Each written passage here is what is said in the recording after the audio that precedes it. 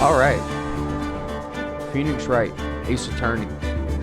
This is gonna take a while. Because these games are a lot longer than you might think. There are 3 games in this trilogy. Of course, we're starting with Ace Attorney. And it has been a minute since I've played this game. And I actually have not ever touched the remaster. So let's get started with the first turnabout.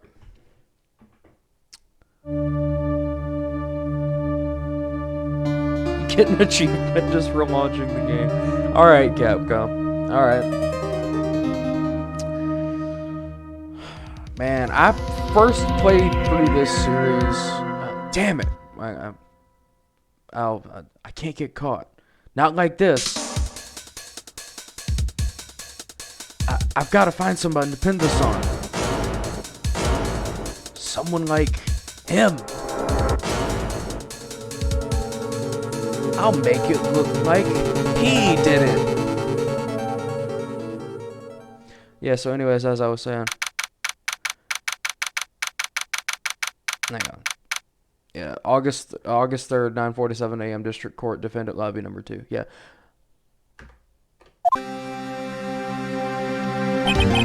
Boy, am I nervous. Right. It's me, Oh, hi, Chief. Boy, I'm glad I made it on time. Well, I have to say, Phoenix, I'm impressed. Not everyone takes on a murder trial right off the bat like this. It says a lot about you, and your client as well. Thanks? Actually, it's because I owe him a favor. A favor? You mean you knew the defendant before this case? Yeah. Actually, I kind of owe my current job to him. He's one of the reasons I became an attorney. Well, that's news to me. I want to help him out any way I can. I just really want to help him. I owe him that much. It's over. Yeah, that's Larry. My life, everything, it's all over. Is that your client screaming over there? Oh god, yeah, this game is something else. This series is something else. Yeah, it's him. Death, despair, oh no, I'm gonna do it, I'm gonna die. Sounds like he wants to die. Yeah. Larry Butts. And, yeah, he calls Phoenix Nick. But as I was saying, I'm gonna take a second. Because I'm gonna have to read out all this dialogue if there's no voice acting. The first time I actually played through this, I bought up the entire series on Nintendo DS. I bought all 3 of the Phoenix Wright games. I bought Apollo Justice, Ace Attorney. I even bought the Miles Edgeworth game, although I never really played it. I played Dual Destinies, Spirit of Justice. Basically every Ace Attorney game I can get my hands on. This series is phenomenal. It really is really good. You would think that what appears to be like a simple visual novel series wouldn't really have that much replayability or like you just wouldn't expect it to be as good as it is, but boy is it good. Anyways, back to business. Nick! Hey there, Larry. Dude, I'm so guilty. Tell him I'm guilty. Give me the death sentence. I ain't afraid to die. What's wrong, Larry? Oh, it's all over. I'm finished. I can't live in a world without her. I can't. Who took her away from me, Nick? Who did this? Oh, Nick, you gotta tell me. Who took my baby away? Well, if you ask the Ramones, it's the KKK. The person responsible for your girlfriend's death, newspapers say it was you, Larry. But we both know that that's a lie. My name is Phoenix Wright. Here's the story. My first case is a fairly simple one. Murder. A young woman was killed in her apartment. The guy they arrested was the unlucky sap dating her. Larry Butts. My best friend since grade school. Our school had a saying, when something smells, it's usually the butts. In the 23 years I've known him, it's usually been true. He has a knack for getting himself into trouble. One thing I can say, though, it's usually not his fault, he just has terrible luck. Yeah, Larry has the worst Look, you will see this later. But I know better than anyone he's a good guy at heart. That and I owe him one, which is why I took the case to clear his name. And that's just what I'm gonna do.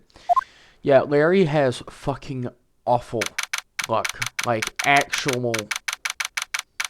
Like, I would almost go so far as to say that he's cursed. But yeah. This remaster looks really good. Looks like it's not just like poorly upscaled. It actually, it looks great. It's weird seeing it in.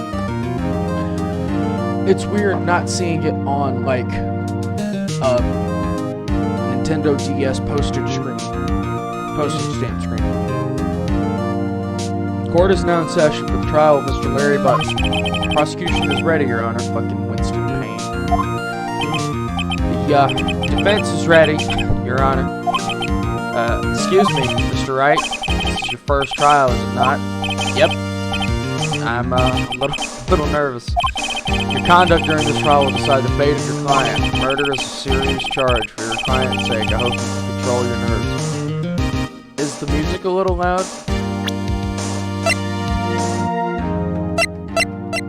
Yeah, we'll drop over.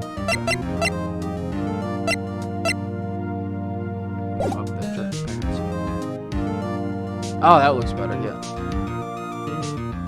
Actually, I like that.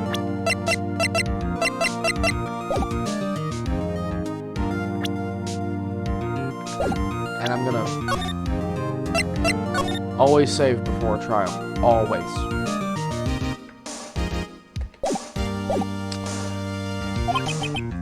Thank you, Your Honor. Mr. Wright, given the circumstances, I think we should have a test to ascertain your readiness. Yes, Your Honor.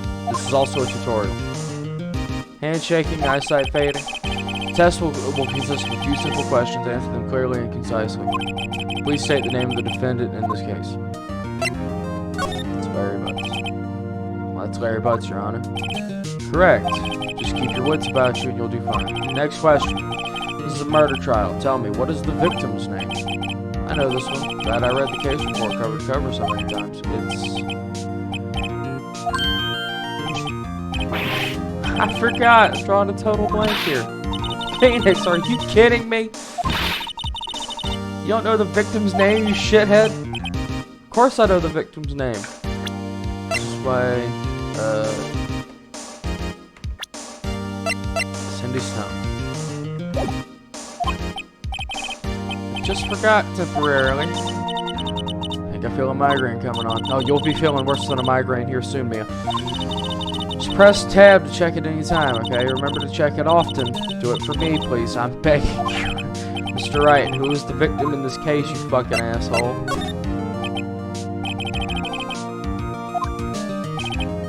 Correct. What was the cause of death?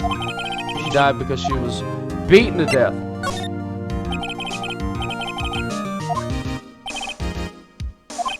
You've answered all my questions. I see no reason why we shouldn't proceed. You seem much more relaxed, Mr. Wright. Good for you. Thank you, Your Honor. I don't feel relaxed, that's for sure. Well then, first a question for the prosecution. Mr. Payne? Yep. As Mr. Wright just told us, the victim was struck with a blunt object. Would you explain to the court just what that object was? The murder weapon is the statue of the Thinker. It was found lying on the floor next to the victim. I see. The court accepts it into evidence. Statue added to the court record. Right. Be sure to pay attention to any evidence added during the trial. That evidence is the only ammunition you have in court. Use tab to check the court record frequently. Prosecution may call its first witness. Calls the defendant, Mr. Butts, to the stand. What do I do now? Pay attention. You don't want to miss any information that might help your client's case. You get your chance to respond to the prosecution later, so be ready. Let's just hope he doesn't say anything unfortunate. Yeah.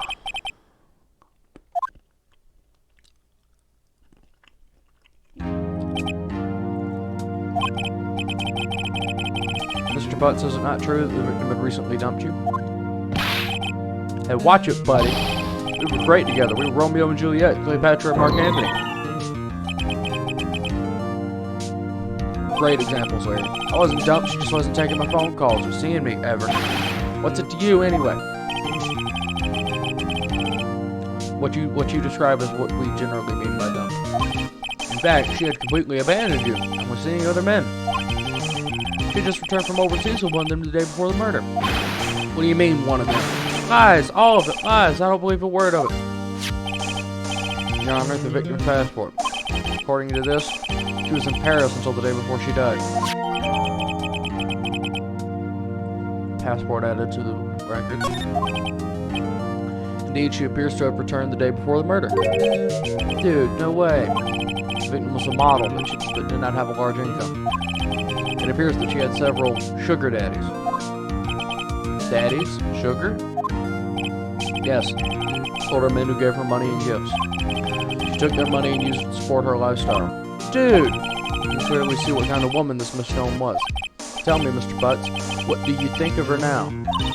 Right? I don't think you want him to answer that question. Yeah, Larry has a way of running his mouth in all the wrong directions.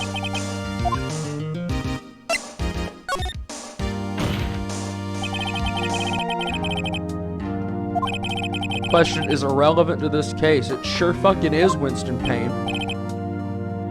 And that's why they call him Winston Payne. Because like 85% of the character names in the series are just puns. She-Dog, which is just a fancy way of saying bitch.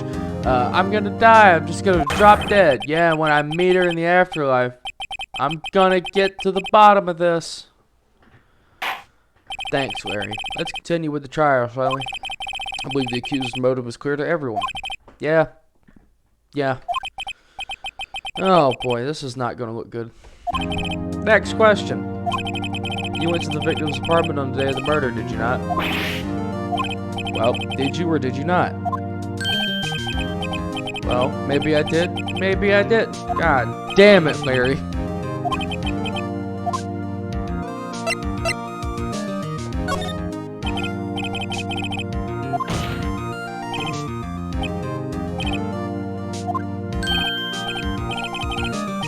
Yeah, I was there, I went.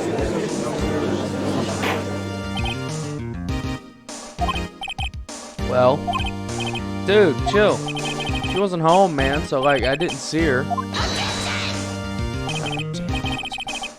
Your Honor, the defendant is lying. Lying? The prosecution would like to call a witness who can prove Mr. Butts is lying. Well, that simplifies everything. Who's your witness? The man who found the victim's body. Yeah, found.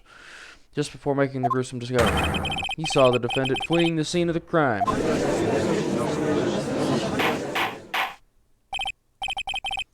Shut the fuck up. Mr. Payne, the prosecution may call its witness. Yes, Your Honor. This is not good, yeah. On the day of the murder, my witness was selling newspapers at the victim's building. Mr. Frank saw it.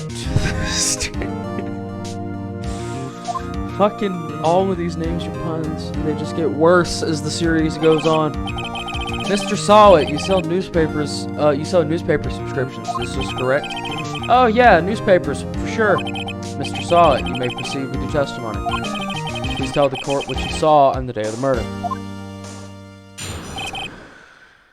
And now we enter cross-examination. Well, we actually enter the testimony phase and then cross-examination.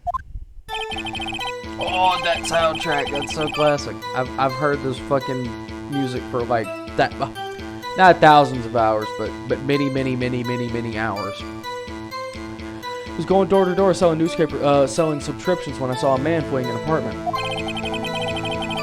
I thought he must be in a hurry because he left the door half open behind him. Thinking it strange, I looked inside the apartment. And I saw her lying there, a woman, not moving, dead. I quailed in fright and found myself unable to go inside. I thought to call the police immediately. However, the phone in her apartment wasn't working. I went to a nearby park and found a public phone. I remember the time exactly, it was 1 p.m. The man who ran was without a doubt the defendant sitting right over there. Well, that seems cut and dried. Why didn't you tell the truth? I can't defend you against a testimony like that. Sure fucking you can, Phoenix, because that testimony's full of shit. Why wasn't the phone in the victim's apartment working? Your Honor, at the time of the murder, there was a blackout in the building. Aren't phones supposed to work during a blackout? Yes, Your Honor. However, some cordless phones do not function normally. The phone that Mr. Solid used was one of those. Your Honor, I have a record of the blackout for your perusal.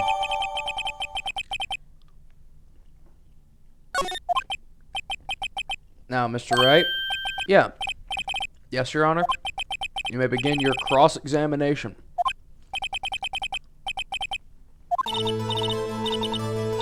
Alright, this is it. This is the real deal. What exactly am I supposed to do? You expose the lies in the testimony that the witness just gave. Lies? What? He was lying? The client is innocent, right? And that witness must have lied in his testimony. Or is it your client really killed that woman? How do I prove he's not? You hold the key. It's in the evidence. Just find it. Compare the witness testimony to the evidence in here. There's bound to be a contradiction in there. First, find contradictions between the court record and the witness's testimony. Then, once you found the contradicting evidence, present it and rub it in the witness's face. Alright. Open the court records with tab, then point out contradictions in the testimony. Yeah, alright, so good to be familiar with this. So that right there is the first problem, which we'll get to in a second.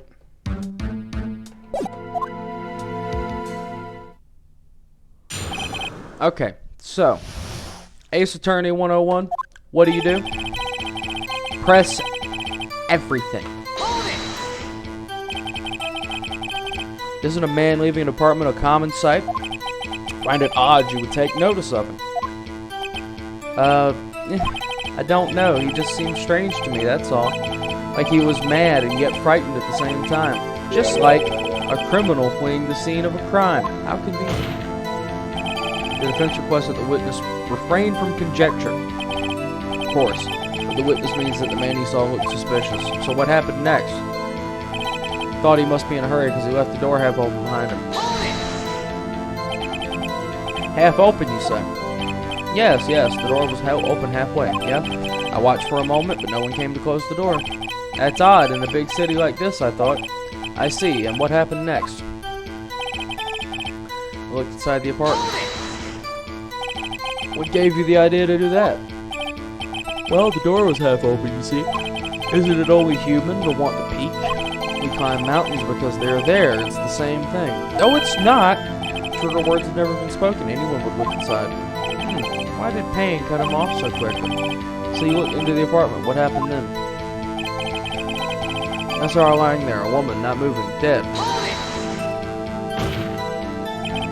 You sure she was dead? Well, no, I guess I wasn't.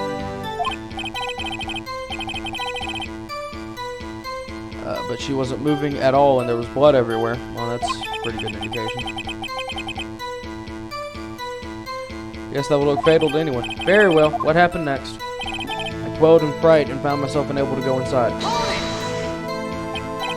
So you didn't touch anything in the apartment? Yeah, I mean, no, nothing. Okay, what happened next? Thought to call the police immediately. You thought to call the police immediately? Does that mean you didn't actually call them? Please listen to the rest of the testimony. Thought to call the police. What happened next? However, the apartment and her phone wasn't working.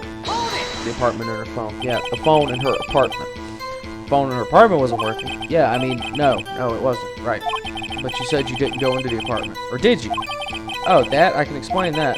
There's a cordless phone on a shelf in the entranceway. I reached inside and tried using that to call. And that phone wasn't working, correct? What happened next? Went to a nearby park and found a public phone. I use a public phone. Well, you see, I don't have a cell phone. And being in the middle of the afternoon, there was no answer at the nearby apartments. Ah, right. What time did you call it again? What time exactly? 1 p.m. 1 p.m. Are you certain? Yes, absolutely. Seems really confident. 1 p.m.? Right. Doesn't that seem strange to you?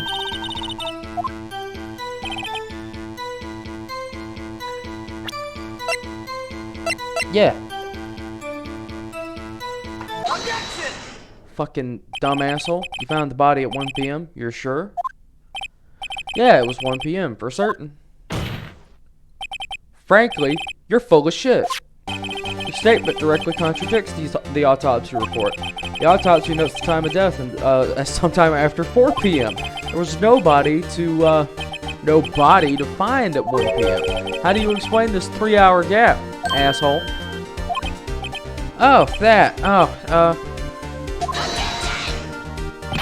This is trivial. The witness merely forgot the time. This is not trivial. After his testimony, I find that hard to believe.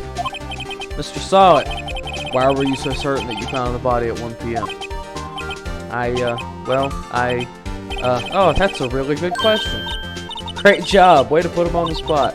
That's all you have to do. Point out contradictions. That is the gameplay mechanic of this game. Until you get to, Spirit of Justice and Dual Destinies and everything like that. And then you've got some crazy Magatama shit. We might actually encounter this later in the series. Never mind. Lies always beget more lies. See through one and their whole story falls apart. You bet, baby. Wait, I remember now. Would you care to give your testimony again? Time of discovery. You see, when I found the body, I heard the time. There was a voice saying the time. It was probably coming from the television. Oh, but it was 3 hours off, wasn't it?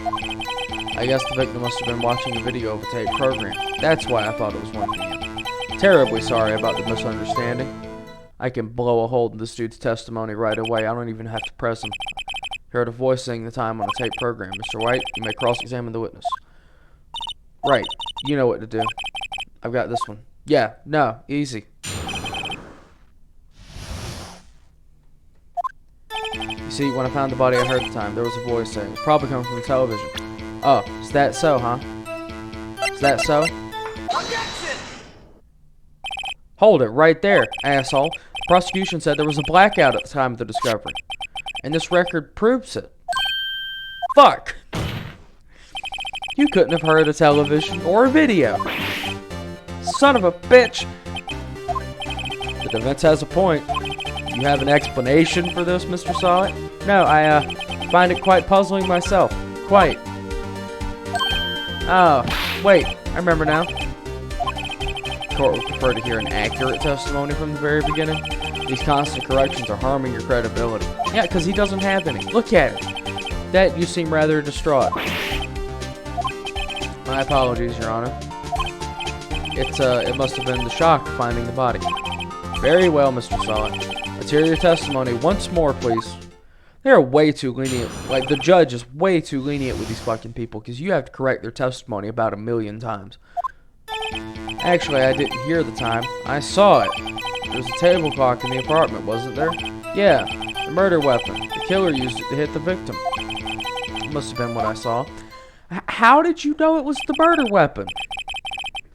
You saw a clock? I guess I would explain it. The defense may cross-examine the witness. Gladly.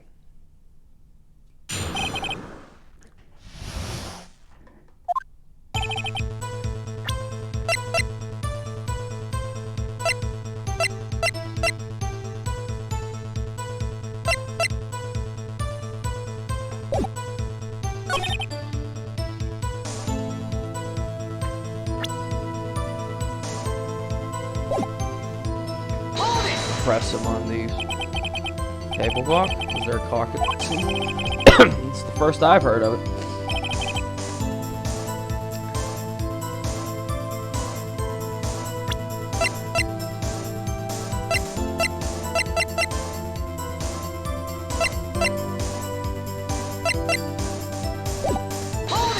I think you're supposed to present the murder weapon. Yeah, the table clock that was used as a weapon. That's what I just said. She goes off in the middle of my testimony or something. Something's fishy here. That must have been what I saw. Yeah. Here's the problem with that. I want to say it's the autopsy report. And it's not because the music's still playing.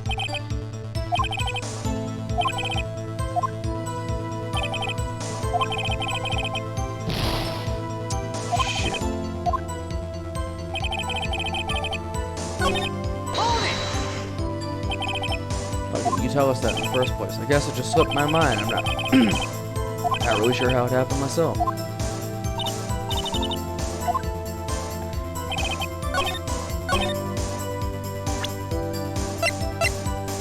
Thank you. Present the statue, I guess. Objection! Yeah.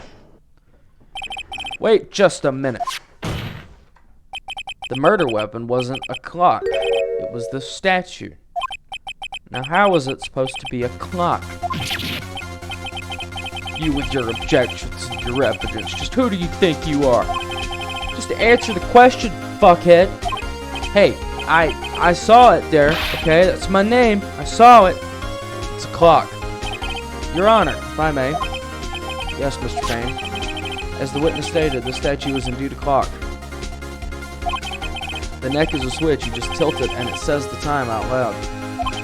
As it doesn't look like a clock, I submitted it as a statue. My apologies. I see. So the murder weapon was a table clock after all. Well, Mr. Wright, it appears that the witness's testimony was correct. This is a clock. Oh, I for sure fucking do. Your Honor, there is a gaping hole in the witness's testimony. The only way he could have known the weapon was a clock is to hold it in his hand. Yet the witness testified that he never entered the apartment. It's clearly a contradiction. Indeed, the witness knew it was a clock because he went into the apartment. You're lying. You were inside the apartment on the day of the murder. Oh yeah? Prove it. Prove I went in there. I'll do better than that. I can prove you were the one who killed her. You struck her with the clock, and the shock of the blow triggered the clock's voice. That was the sound you heard. Order in the court, goddammit. Intriguing. Please continue, Mr. Wright. Yes, Your Honor. Mr. Solid, the sound must have left quite an impression on you. Understandable, since the murder weapon spoke just as you hit the victim. That voice was burned into your mind. That's why you were so certain about the time. What's the meaning of this? This is all baseless conjecture. Baseless? Just look at the witness's face. Would the witness care to elaborate? Did you strike the victim with the clock? I never. Look, I have the clock. I heard. No, I mean, I saw. There he goes.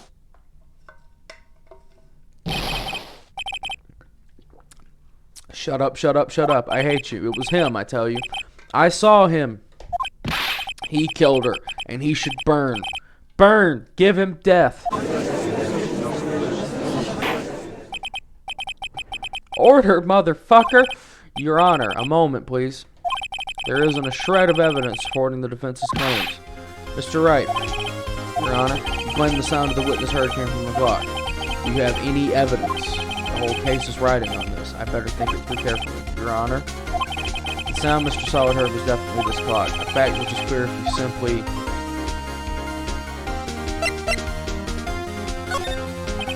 Let's sound the clock now, here in this court. Your Honor, may I have the clock?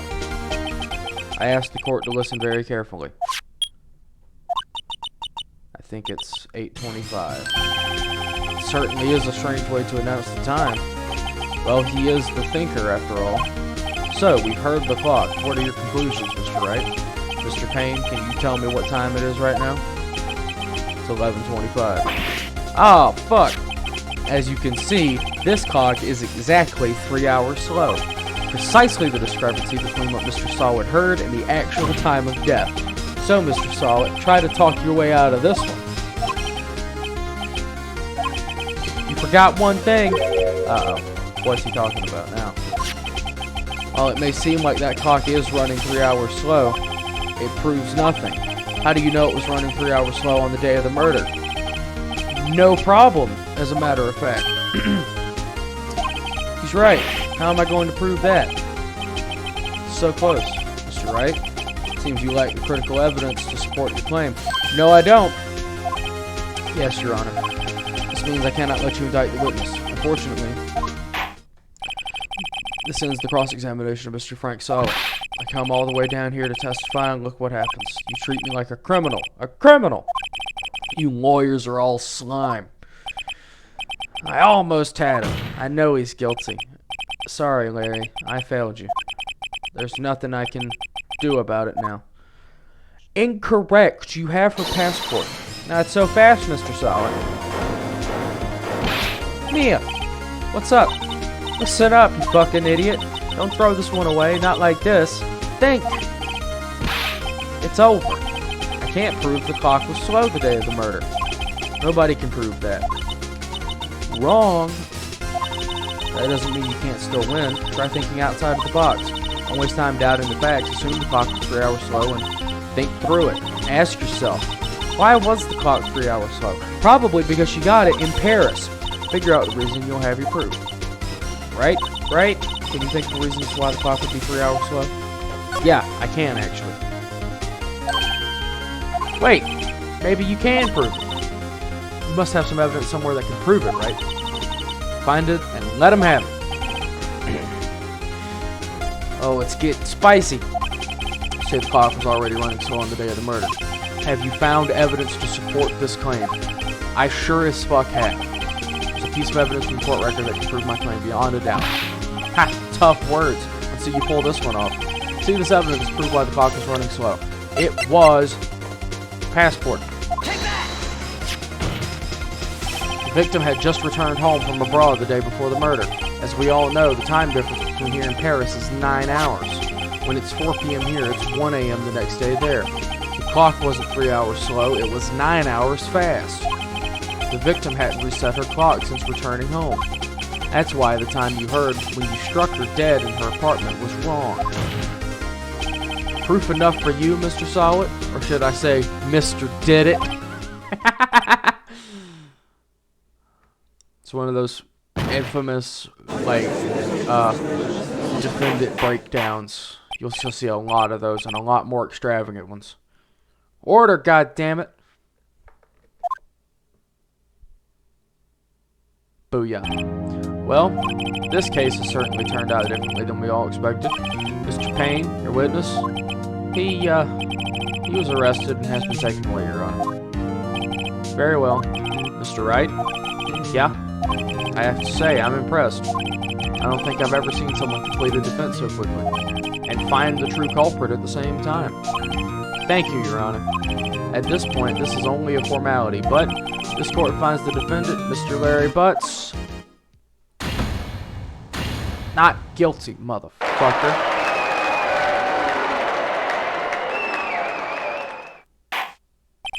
And with that, this court is adjourned.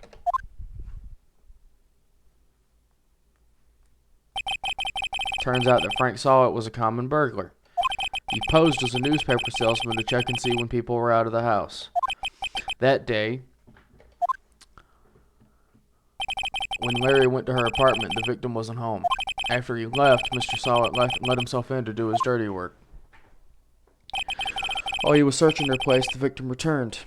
Flustered, Mr. Solid grabbed the nearest blunt object he could find. Struck her down.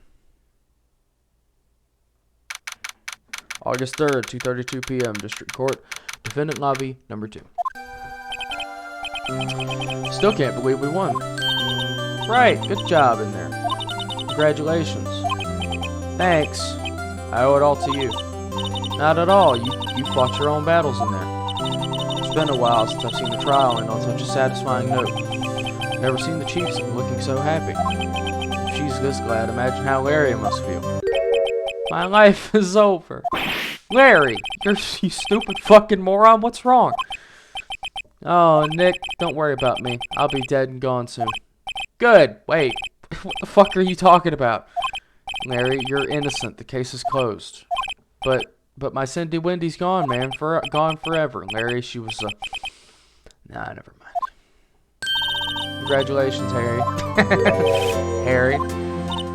Yes, you. I can practically see the headlines now. Harry Butts, innocent.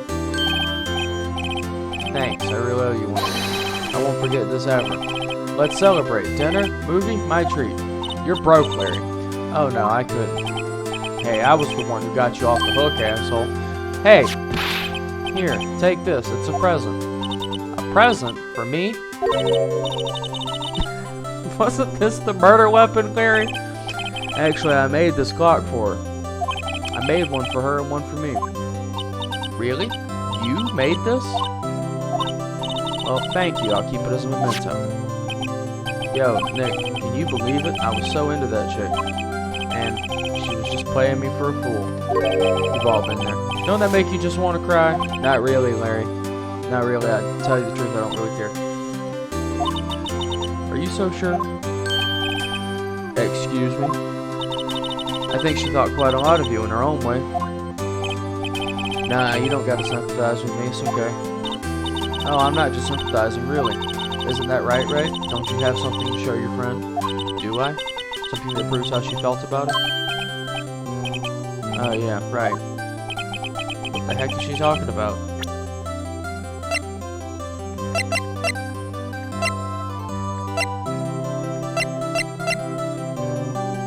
Is it this? Take that! Here you go, Larry. Proof. It's okay, Nick. Don't worry about me. I'll forget about it soon enough. Look, I'm gonna head home. Thanks a ton, okay? Guess that wasn't the right thing to show him. Yeah, I guess it might have been the statue. Right? I hope you see the importance of evidence now. Also, hopefully you realize how things change depending on how you look at them. People, too. We never really know if our clients are guilty or innocent. All we can do is believe in them. And in order to believe in them, you have to believe in yourself. Right? Listen, learn, grow strong. Never let go of what you believe in. Never. Well, I think our work here is done. Shall we be off? Yeah, I guess so. Say, how about dinner on me? We'll drink a toast to innocent butts. Yeah, we'll do that. Oh, speaking of Harry, you were saying part of why you became lawyers because of him. Yeah, part at least. You'll have to tell me more about it sometime. Maybe over drinks? Yeah, don't get too attached to me. So my first trial came to a close. Larry slapped me on the back and said, "Gee, Nick, it's good to have friends, but I'm pretty sure he's not going to face. Unless you count the clock he gave me." I didn't know it then, but that clock was soon going to be at the center of another incident. And my promise to tell the chief about me and Larry would be one promise that I wouldn't be able to keep.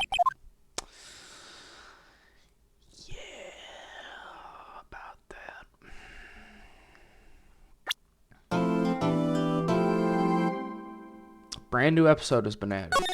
Turnabout Sisters. Yeah, save my progress, please.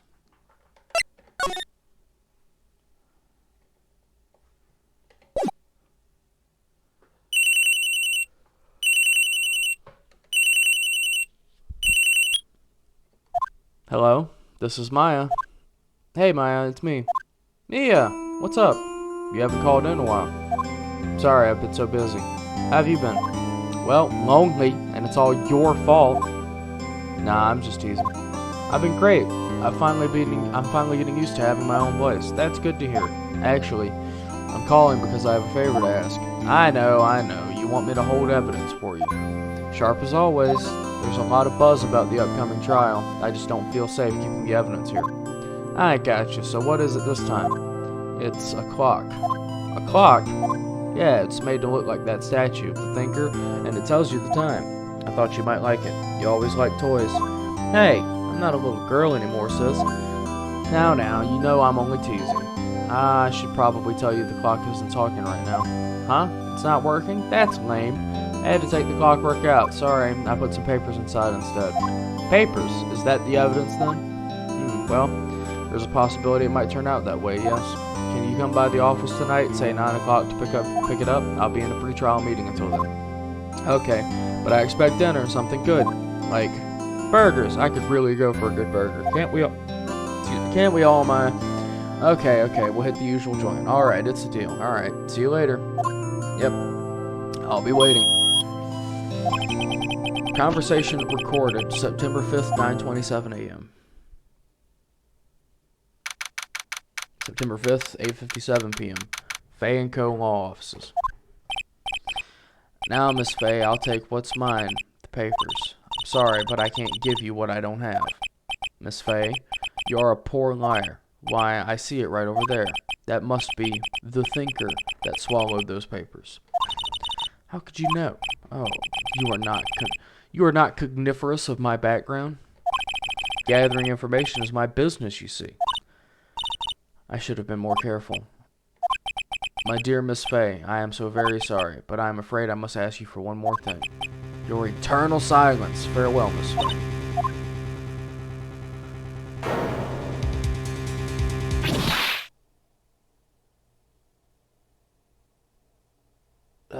This fucking guy. Red, white, blue.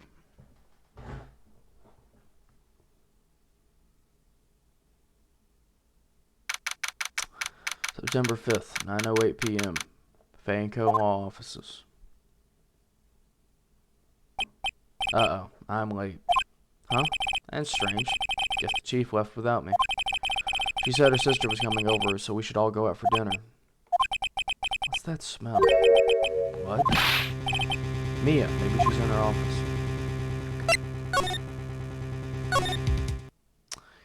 Oh, she is in her office. That smell. Blood. Someone's there. Chief? Chief? Yeah.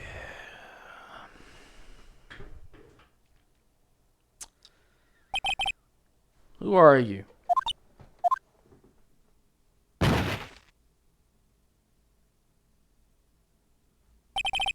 Strange girl dropped out cold. I left her lying on the office sofa. I went back to the chief where she lay under the window. Her body was still warm. I could feel it when I held her shoulder. Then, all too quickly, it began to fade, until finally she was cold. Chief.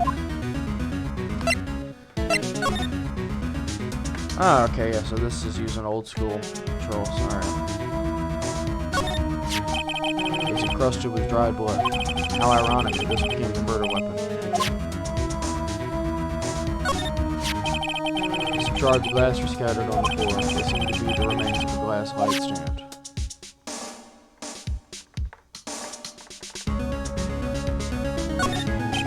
There's a large building right across from the office, the Gatewater Hotel, a nice luxurious place. Chief. It's hard seeing her like this, but if there are any clues here. She was struck on the head with a blunt object. She probably died instantly. The thinker lying next to her must have been the murder weapon. There's some glass shards near the chief's body.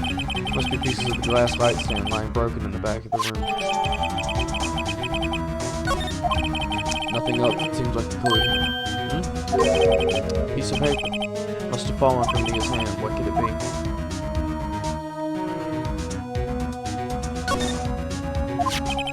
A word is written in blood on this scrap of paper. Maya? Did Mia write this? This piece of paper is a receipt from the department store, dated yesterday. Receipt added to the bill. I think that's enough shopping around for now. I better call the police and find out what that girl was doing.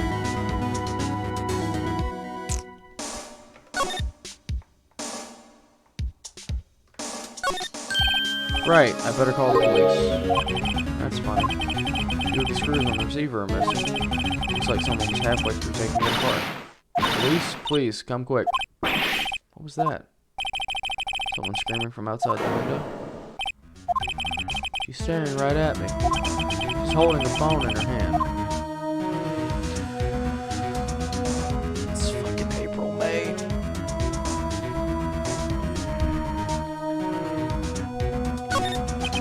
Fay & Co. ledger book. Everything is written in the chief's ultra neat handwriting. It's a small office, but it makes a good bit of money. The phone receiver's missing a few screws. I better not use it.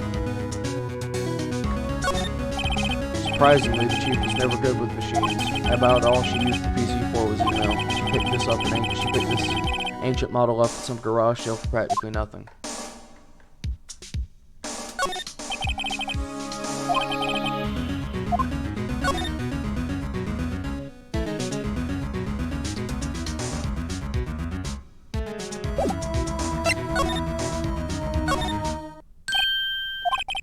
That girl just now, where'd she go? I put her right there on the sofa. Uh-oh, I hope she didn't run on me.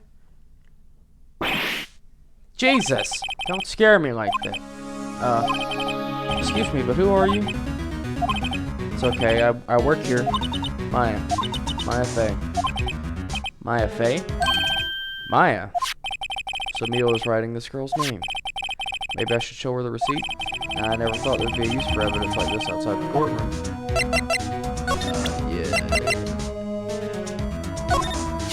Before Mia died, she wrote a message in her own blood. She wrote it on the back of this receipt. That's my name. Why? Why would she write my name? Please just calm down. Why would she write my name? Uh-oh. Now I've done it. Whoop, whoop, it's the sound of the police. The police. Sounds like they're coming this way. Freeze, police. Oh, it's another series mainstay. Detective Dick Gumshoe. Gumshoe, what an odd name. Received a report from the building across the way. Got a person saying they saw a murder. Must have been that woman I saw. Anyway, I don't want either of you moving 1 inch, okay? Great. Just great. I am. Wait, she wouldn't have. Nah. Whoa! Excuse me. This word Maya here mean anything to you? That's my name. What? The victim drew this here note in her own blood. In her dying breath, she wrote down the killer's name. Killer? I'm not. Case closed. You're coming downtown, miss.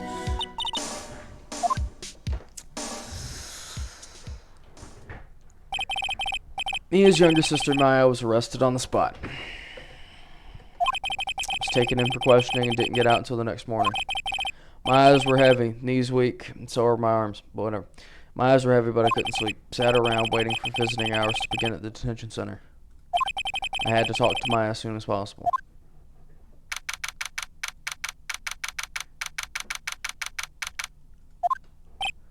Wow, they have poor Maya in here locked up like a criminal.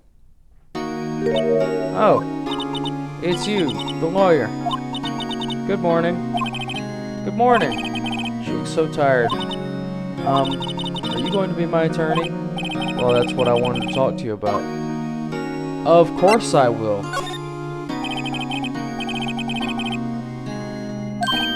Yeah, of course I will. Cheer up. Really? Whoa, did I say the wrong thing? She looks sadder now. What's wrong? You don't think I can do it? No, no one could. Who would believe me? Even you, when you found me in the office, you looked at me like I had done it. Did I look at her like that? No, I never thought. It's okay, I understand. Poor Maya. I also heard about you. Heard? Heard what about me? I was talking to my sister on the phone the other day. She was telling me about how much of a cool guy you are. Today was my junior partner's first time in court. Wow, really? How'd that go? It's quite the scene. Honestly, I was on edge the whole time. It's been a while. So he crashed and burned? He's a genius. One of those strike fear into the hearts of evil types. The only thing he's lacking is experience. Sounds like it was fun. Well, I know who to go to if I ever get into trouble now. I don't know, Maya. I think you might want to wait. Give him 3 more years. That is, unless you want to be found guilty. God damn. That's what she said. I'm sorry. I didn't mean to insult you. No, it's okay. It's true, I guess. But at the same time, I can't just sit by and watch when I think of the person who did this to Mia. I know. Yeah, alright, so we need to have a chat. Something I've been wanting to ask you.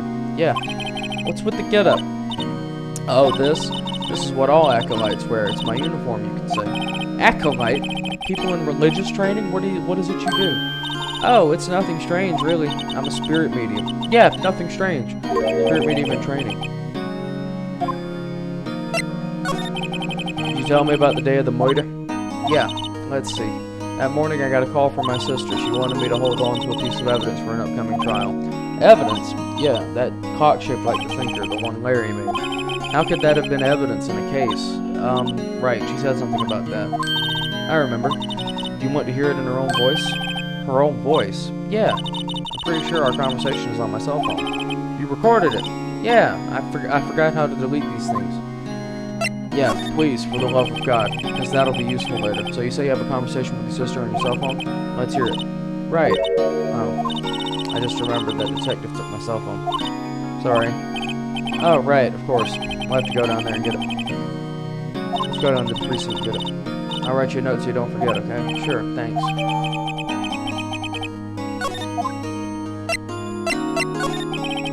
So you're an acolyte, a medium in training. That's right. The Fae family, especially the women, have always been very sensitive to the spirit world. Wait a second, you said the Fae family? So Mia was into this stuff too? Of course. She left the mountain to follow her career, she said. Her powers were first class too. I had no idea. Wait. So you're a real, honest-to-God spirit medium? The ESP and all that? Yeah, in training. Well, can't you contact Mia's spirit then? You could just ask her who killed her. How convenient! I'm sorry. I'm still in training.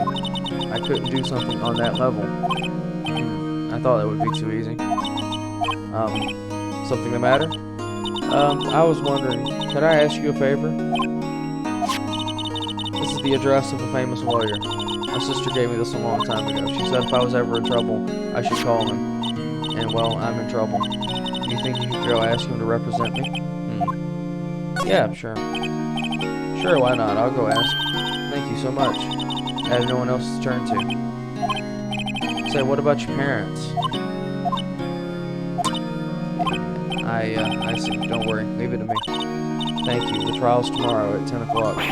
What? Tomorrow? Tomorrow. What if this guy refuses? They told me that if I don't find one, the state will pick an attorney to defend me. When will that happen? They're giving me until 4 o'clock this afternoon. Visiting hours are almost up. I better hurry. Right. I'll be back.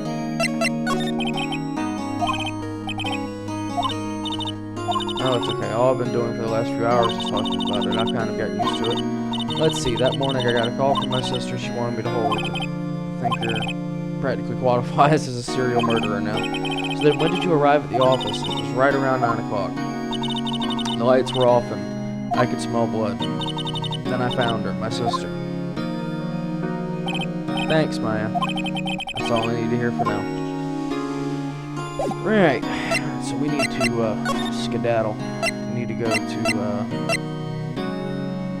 we'll stop by Faye & Co. first.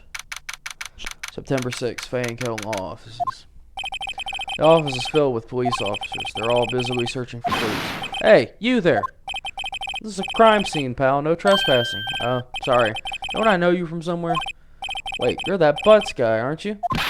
No, I'm Phoenix Wright. How could anyone mistake me for Larry? I guess I got the wrong name, Mr. Wright. Sorry about that. That Butts guy, he was a killer. And you're no killer, right?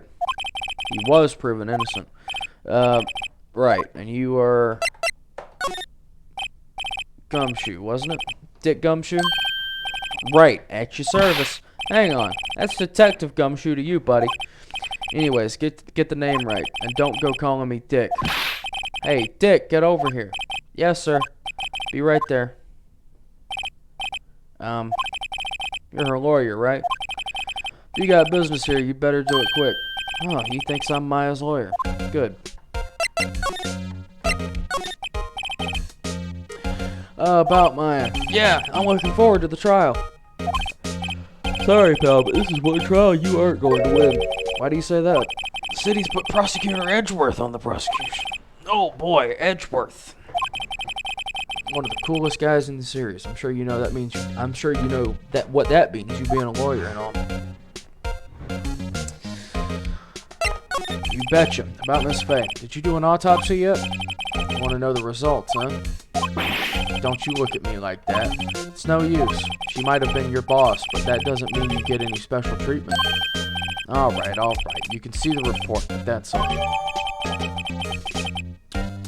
Death was instantaneous, so that's good at least. Alright, yeah, let's talk about Edgeworth. The baby. Prosecutor Edgeworth. That's right, buddy. Mr. Miles Edgeworth himself. Wait, you do know him, don't you? Of course I do. Yeah, I know him. He's a feared prosecutor. He doesn't feel pain. He doesn't feel remorse. He won't stop until he gets his guilty verdict. Don't talk about him that way. You make him barely sound human. Still, I'm afraid this pretty much decides the case. So Edgeworth is on this one. He hasn't lost a case since he became prosecutor at the incredibly young age of 20. Of course, there are rumors of back alley deals and forged evidence. All I know for sure is that Edgeworth hates crime with an almost abnormal passion. I never imagined I'd be facing him so soon.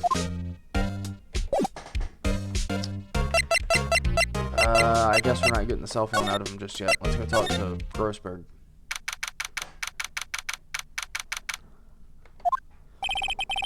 According to the receptionist, the big boss is out. She couldn't say when he'd be back.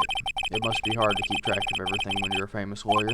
Not to mention running an office like this. I guess I'll just have to come back later. Go back to the detention center. Hey, what is it? Did you meet the lawyer? Sorry, I haven't seen him yet. I see. I'd better go see if I can find this elite lawyer she's talking about. Clearly I missed something here. Oh yeah, I forgot. When you're in investigation mode, you have to present everything to everyone. So let's, What's that? Sorry, pal. But I got no info for the likes of you. I was wondering, do you know anything about this? That statue? That's the murder weapon, huh? He thinks the clock is just a statue, too. I'm starting to wish I'd never seen this thing. There was broken glass at the crime scene, right? Oh, that? Seems like a glass stand as the victim fell over. The glass shards were pieces of the broken stand. There was a piece of paper next to the victim, wasn't there? Yeah, the one with the killer's name written on it. Are you sure that Mia wrote it herself?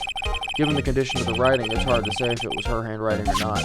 So there's no proof that Mia wrote it. That's very important to note. I was wondering, did you see Maya Faye's cell phone? Oh, that? I have that. Do you think you could give it back? Sure. I mean, wait a second. Tricky lawyer. Uh-oh. He's on to me. Just tell him straight. If I tell him why I want it, there's no way he'll give it to me. Oh, no, it's just you know, detective. No, I know nothing, pal. That cell phone has a lot of numbers on it. Like your boyfriend's, the cell phone holds all the little girl's sweetest and spiciest secrets. You're trying to confuse me. Sorry, pal, I already checked all the numbers in memory. Impressive. You're quite the detective. Uh-huh.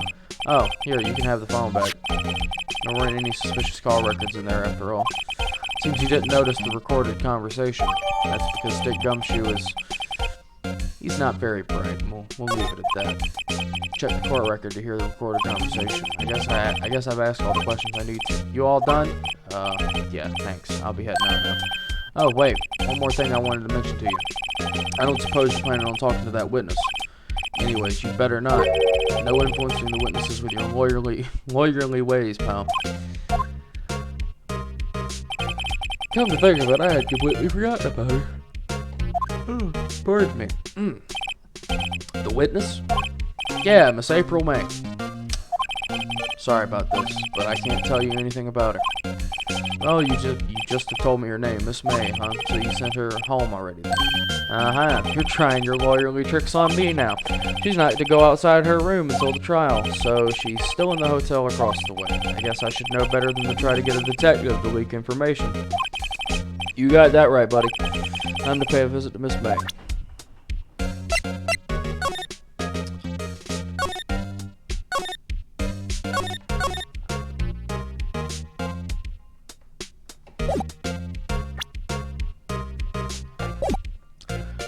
Good old Dick Gumshoe. You got to get up pretty early in the morning to get one over on him.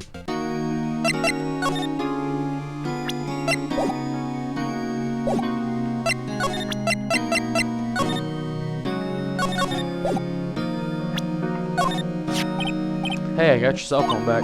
Oh, say, can I listen to my sister's voice? Maya's eyes closed. She listened to every word with such intensity. Before long, tears began to roll down her cheeks. Poor Maya. Thank you.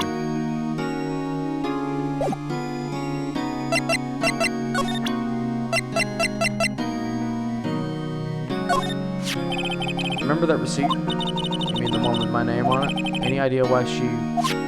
Absolutely none. Do you trust me? Yeah, I trust you. Yeah, I trust you. Why? Don't you think I did it too?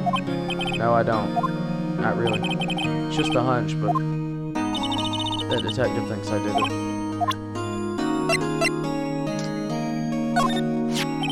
I wanted to ask you about the murder weapon. Poor sis. Better not ask her about this now. This is lying next to the chief's body. I saw that too. They said they thought those were pieces of a broken light stand. Yeah, that seems about right. Thought I'd never heard of a glass light stand before this.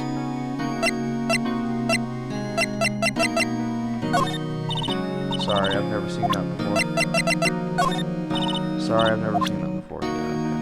okay. Just covering my bases. Let's pop on over to the Gatewater Hotel.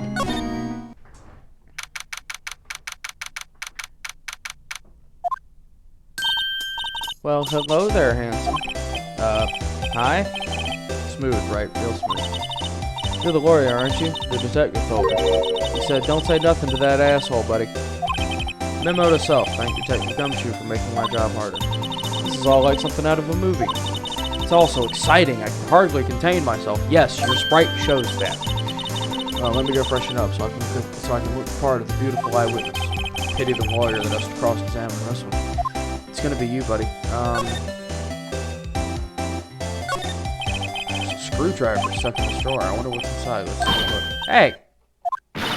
What are you doing here? No touching. Oh, bad boy. You really shouldn't pry around in other people's rooms now. You wouldn't want to make me upset, would you? Upset? I thought she was going to explode for a second. Jesus Christ, I wonder what could be inside that drawer.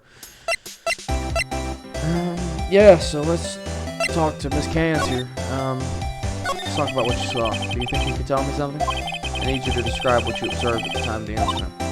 Ooh, observe, incident. You sound just like a lawyer in the movies. I like a man with a big vocabulary. Better not encourage. You know that thing that happened the other day, the bad thing? What did you see when it happened? I don't suppose you can tell me about it. Pretty please? Let me see. Well, dream on. If you want to know, you'll just have to come to court tomorrow, Mr. Lawyer. Oh, boy. Could you, just who exactly are you? Ooh, Mr. Lawyer, are you hitting on me? No, I'm not. Just trying to do my goddamn job. You know you're cute when you blush. Shut the fuck up. Believe me, this is the first time in my life I've blushed this much. Right. Can you just tell me what it is you do? Well, no. And you had your little hopes up, didn't you? Oh, great. I see there are 2 glasses on the table. Someone staying here with you? Ooh, what amazing powers of observation. You must be one of those famous detectives like on television. Oh no, not me. I'm just a lawyer. Say, Mr. Big Detective, why don't you go look for clues in the garbage? This May doesn't like nosy little lawyers. Oh, yeah. Alright, I'm just gonna get out of here. Because I can't examine. I mean, I can hear with this. Excuse me, but I'm a witness, a police witness, don't you understand? How could I possibly give you any information in good conscience? Me, the witness, it's just like in the movies. Yeah. Let's see if Grossberg's in.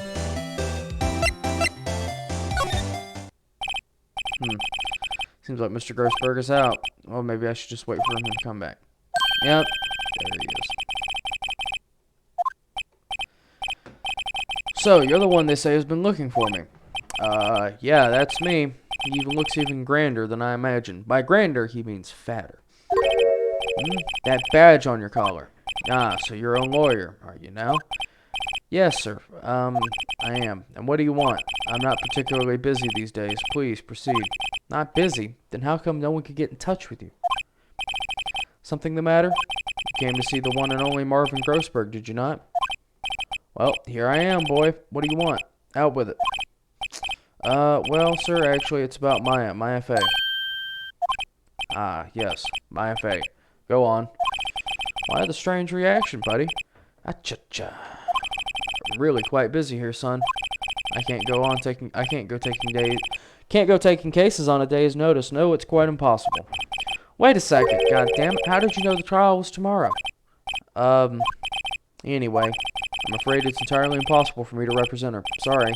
End of discussion. What's going on here? He refused me before I even got a chance to ask him. What do I tell Maya?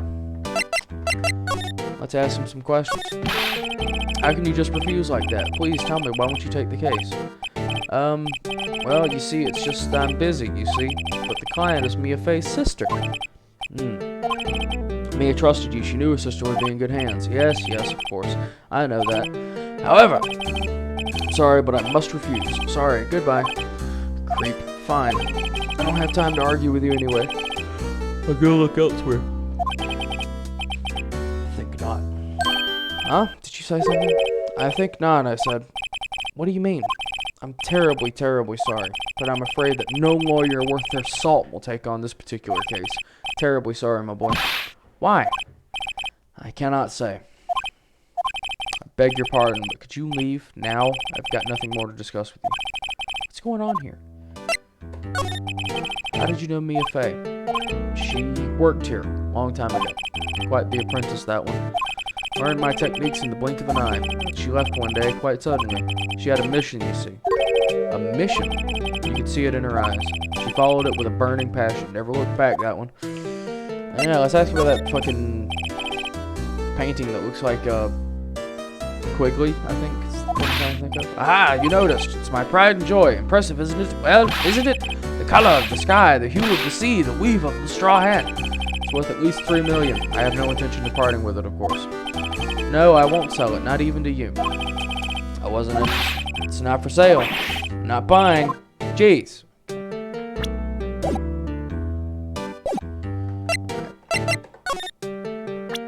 Oh, actually. Hey,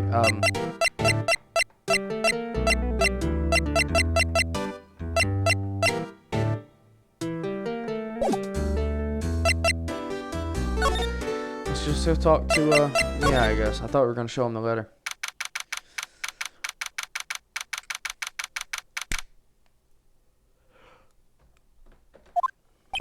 Hiya. Oh, you're back.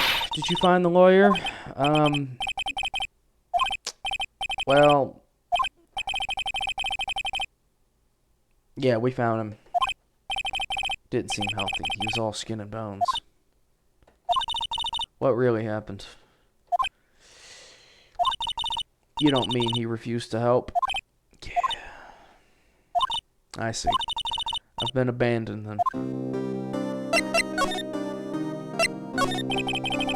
What about your family? I only had my sister. My father died when I was very young.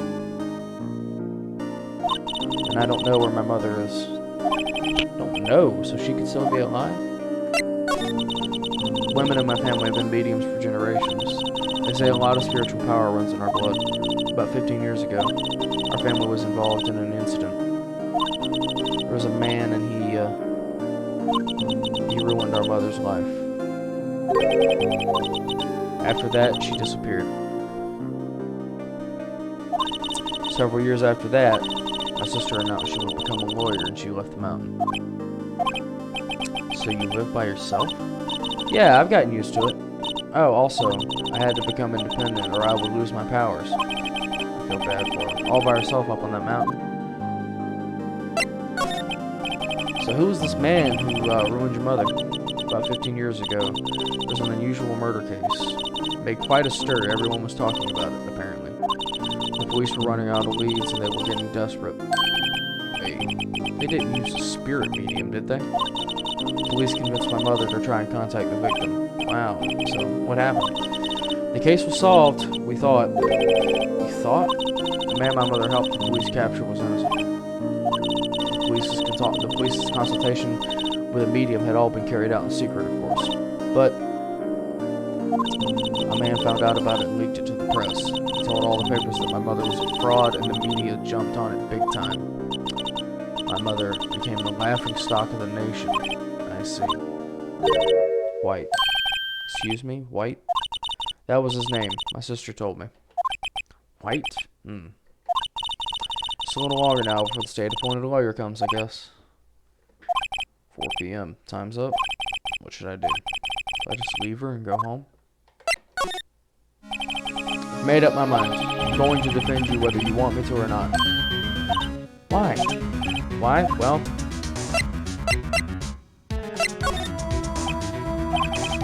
No one is as sad as a person without any friends. I know, I've been there a long time ago. Why did I become a lawyer in the first place? Because someone has to look out for people who have no one on their side. Oh, if only it were so virtuous, Phoenix. If only it were so virtuous. I won't abandon you. You can count on me. That's so kind of you.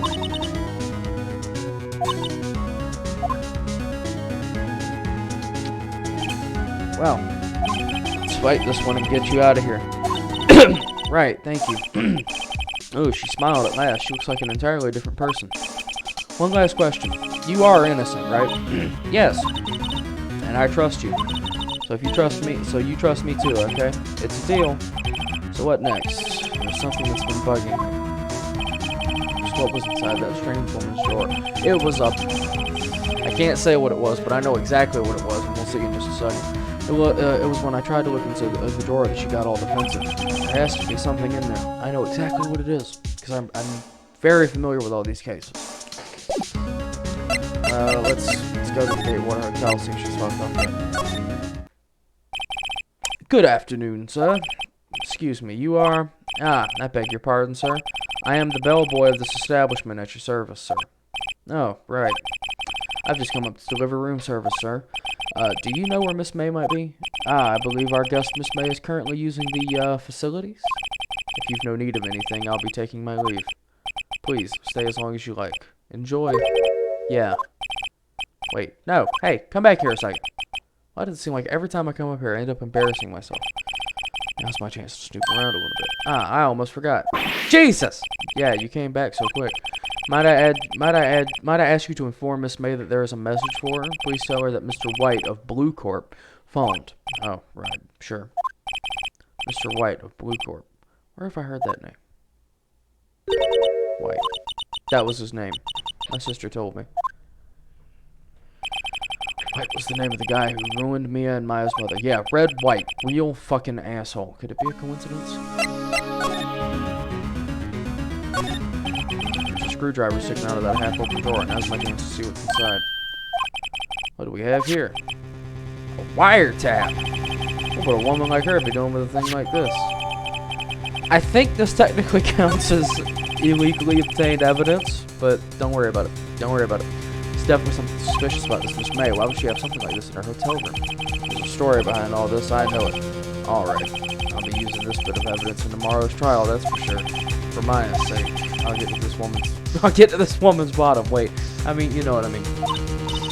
Oh, bellboy, still there? Uh-oh, time to scram. I look forward to tangling with you tomorrow, Miss May. In court. To be continued. I'm hoping we can get episode 2 done today. Yes. Because these episodes are long.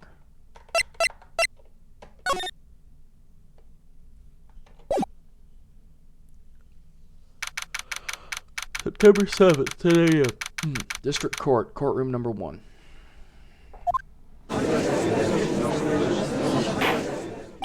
Court is now in session for the trial of Miss Maya Fair. Prosecution is ready, Your Honor. It's my boy Edgeworth. The defense is ready, Your Honor. Miles Edgeworth. I'd better not show any signs of weakness today, or he'll be on me in an instant. Mr. Edgeworth, please give the court your opening statement. Thank you, Your Honor. The defendant, Miss Maya Faye, was at the scene of the crime. The prosecution is evident she committed this murder, and we have a witness who saw her do it. The prosecution sees no reason to doubt the facts of this case, Your Honor. I see. Thank you, Mr. Edgeworth. Let's begin. If we may call our first witness, Your Honor, the prosecution calls the chief officer at the scene, stuttering, Detective Gumshoe.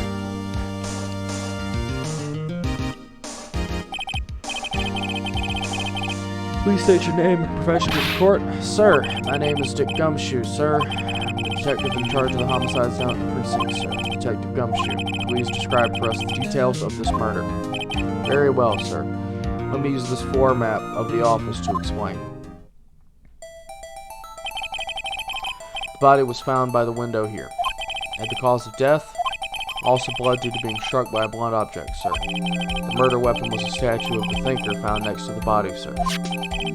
It was heavy enough to be a deadly weapon even in a girl's hand, sir. The court accepts the statue as evidence. They're still calling it a statue. Floor plans added to the court record. Now, detective. Yes, sir. You immediately arrested Miss Maya Fey, who was found at the scene, correct? Can you tell me why? Ain't nothing but a heartache. Detective Gumshoe, please testify to the court about this hard evidence.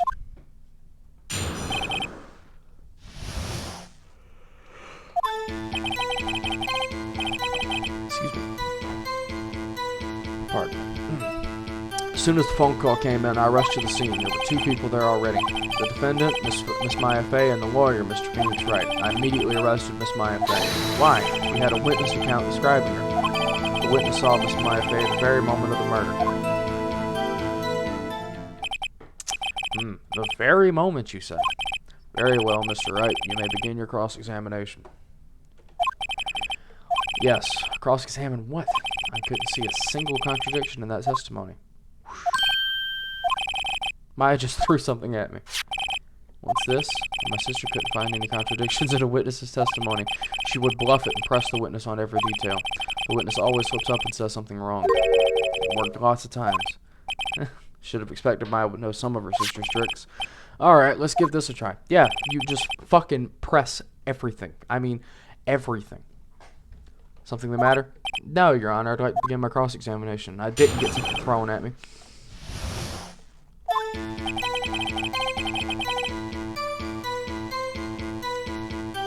Oh man, I'm yawning a lot for some reason. As soon as the police call came in, yeah, press it, please. Who did you say you got a call from? Hey pal, don't play dumb. Don't play dumb. You know who. The call was from a customer at the Gatewater Hotel, right across from the hotel, right across from the crime scene. Okay. I pressed. Not sure it did much though. Please continue.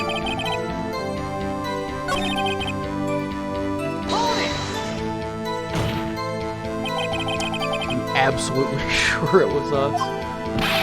Listen, pal, your dumb acts only get you so far. With her funky hippie clothes and your spiky hair, you two stand out like suspicious people at a crime scene. Christ! He does have a point about her. She is pretty unmistakable. I should pick my points to press with a little more care.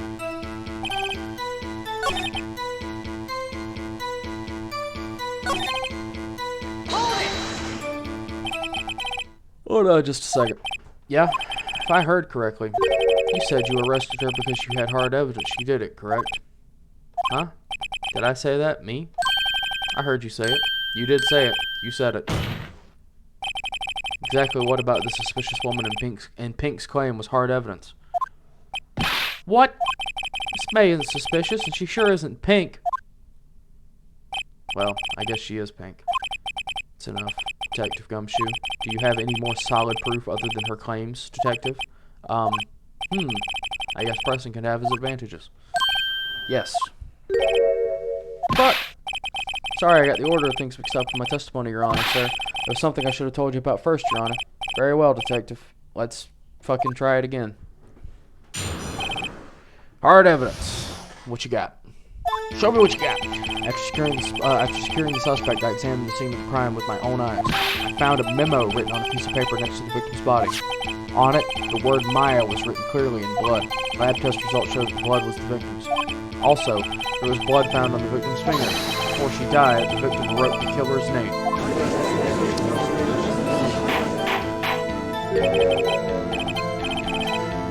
How'd you like that? That's my hard evidence. Yeah, don't word it like that. Before we begin cross-examination, I have a question for you, Detective. Yes, sir? Why didn't you testify about this the first time, you fucking idiot?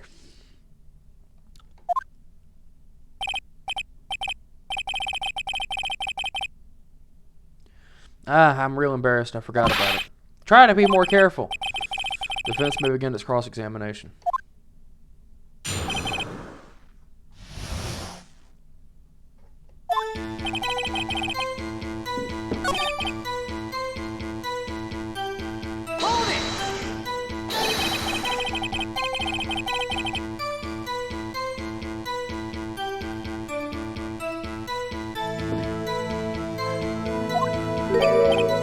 Oh, then who did it? Who wrote it, Smarty Pants? Who? I did. killer. Anyone can see that. Saying the killer wrote her own name. Buddy, please. She was framed. Hold on. If that's the case. Where's your evidence? Got me there. I guess that was a bit of a tall order for you. Those without evidence shouldn't open their mouths, Mr. Wright. Yeah, buddy.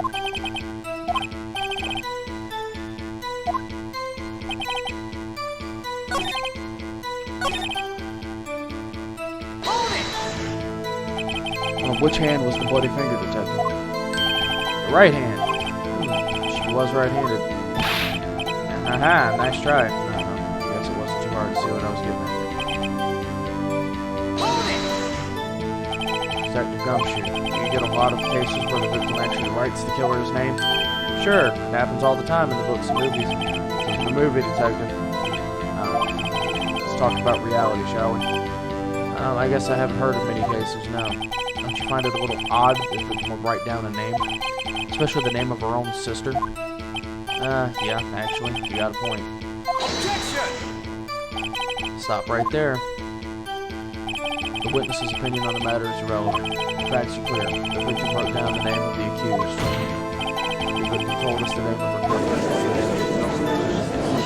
It's not that cut and dried, but sure.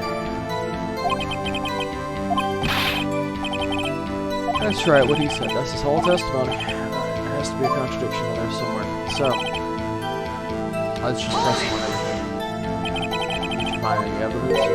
Now, don't jump the gun on me. Just listen, I'm getting to the good part.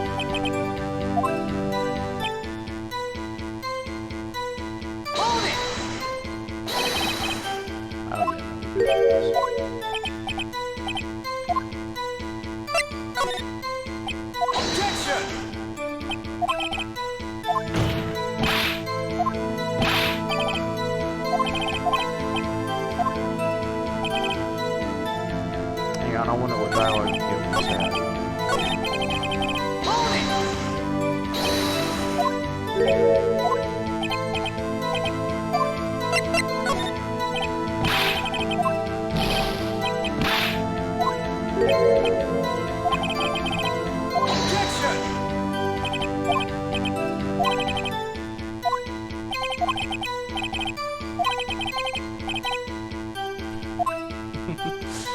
Fair enough.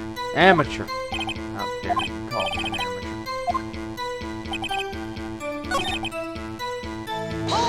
Yeah, can you show us those live dose results, please? What kind? Well, I hear they take the little bits in the blood and the hemoglobin, hermogoblin bobbins. I refuse to testify on this matter. I'm no expert on blood tests. Yeah, that's obvious. Thanks. Detective Gumshoe, shut the fuck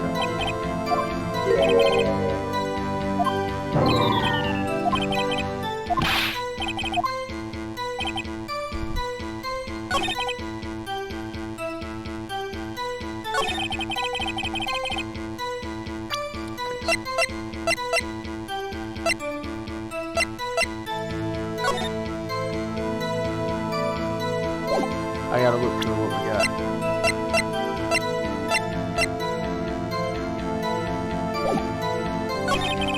Oh, no. Duh. I forgot about that. Objection! Hey, there's one thing you want to clarify for me? Said the victim, Mia Fey, wrote this note. That she was accusing the defendant, Maya Fey. That's really what you're saying. What? This is one of those lawyer tricks now, is it? Of course she wrote it. Who else could have? You have it backwards, detective. Backwards? The victim is the only person who absolutely could not have written it. This is a report from your department, detective. Immediate death due to a blow from a blunt object. She died immediately. But no butting your way out of this one, detective. Order! Shut the fuck up. The defense has a point. Someone who died immediately would have had time to write anything down. Mr. Wright? I beg your pardon, but when exactly did you obtain that autopsy report? When? Would have been the day after. What's the day after the murder? prosecution's point being, that autopsy report is outdated, Your Honor. What? Second autopsy was performed yesterday at my request. Death was almost immediately due to a blow from a blunt object, but there is a possibility the victim lived for several minutes after the blow. I received these results this morning. Nah, come on. You're full of shit, Your Honor. It's quite easy to imagine that the victim did have time to write mine. That is all. I see. Damn you, Edgeworth. Should have known you'd have something like that. Why, Mr. Wright, you look shocked. Something you want to say? You're a sham. Mr. Edgeworth, I've heard there's nothing you won't do to get your verdict. What reason could you possibly have had to request a second autopsy report? Mr. Wright, the defense will refrain from personal attacks on the prosecution. No matter, Your Honor. Mr. Wright, say what you will, the evidence in this report is undeniable. Your Honor, I submit this report to the court. Understood. The report accepts the evidence. Fucking Edgeworth.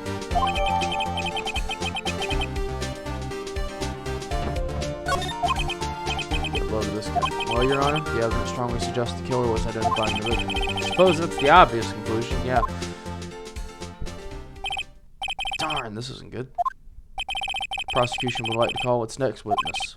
This poor, innocent girl saw the murder with her own eyes. Fucking April May.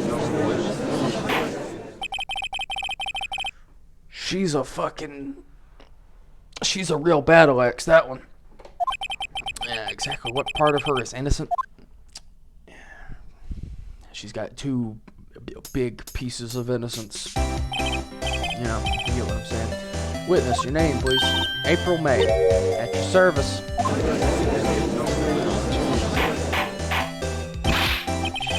An introduction should not require any reaction from the crowd. The witness will refrain from wanton weeping.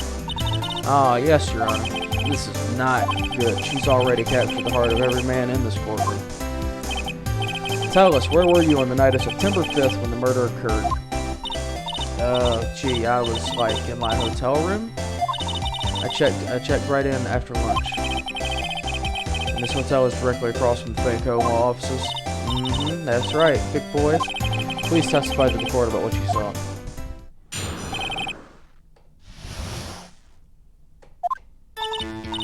It was like 9 o'clock at night. I looked out the window, you know. And then, oh, I saw a woman with long hair being attacked. The one attacking her was the mousy girl sitting in the defendant's chair.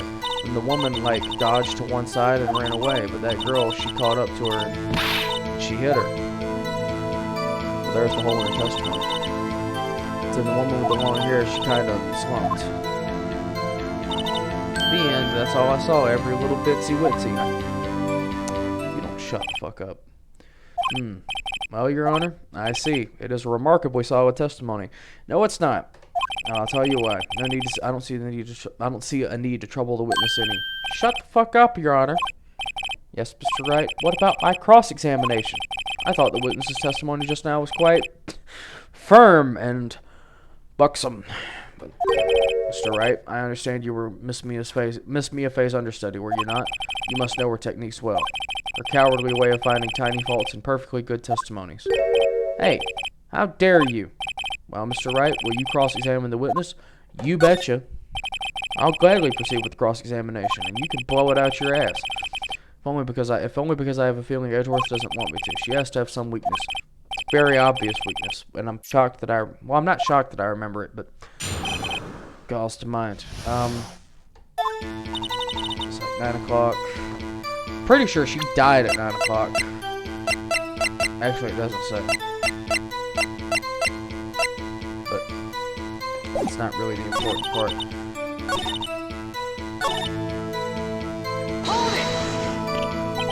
She dodged? Dodged what? Well, the attack. Please continue your testimony. How did you know it was my client? Huh? Well, first of all, she had a girl's physique, and secondly, she was small. Who else could it be but her? She has a point. Hold on a minute. That testimony stinks. Miss May, I'm willing to bet that you saw nothing. Do you really see the defendant at all?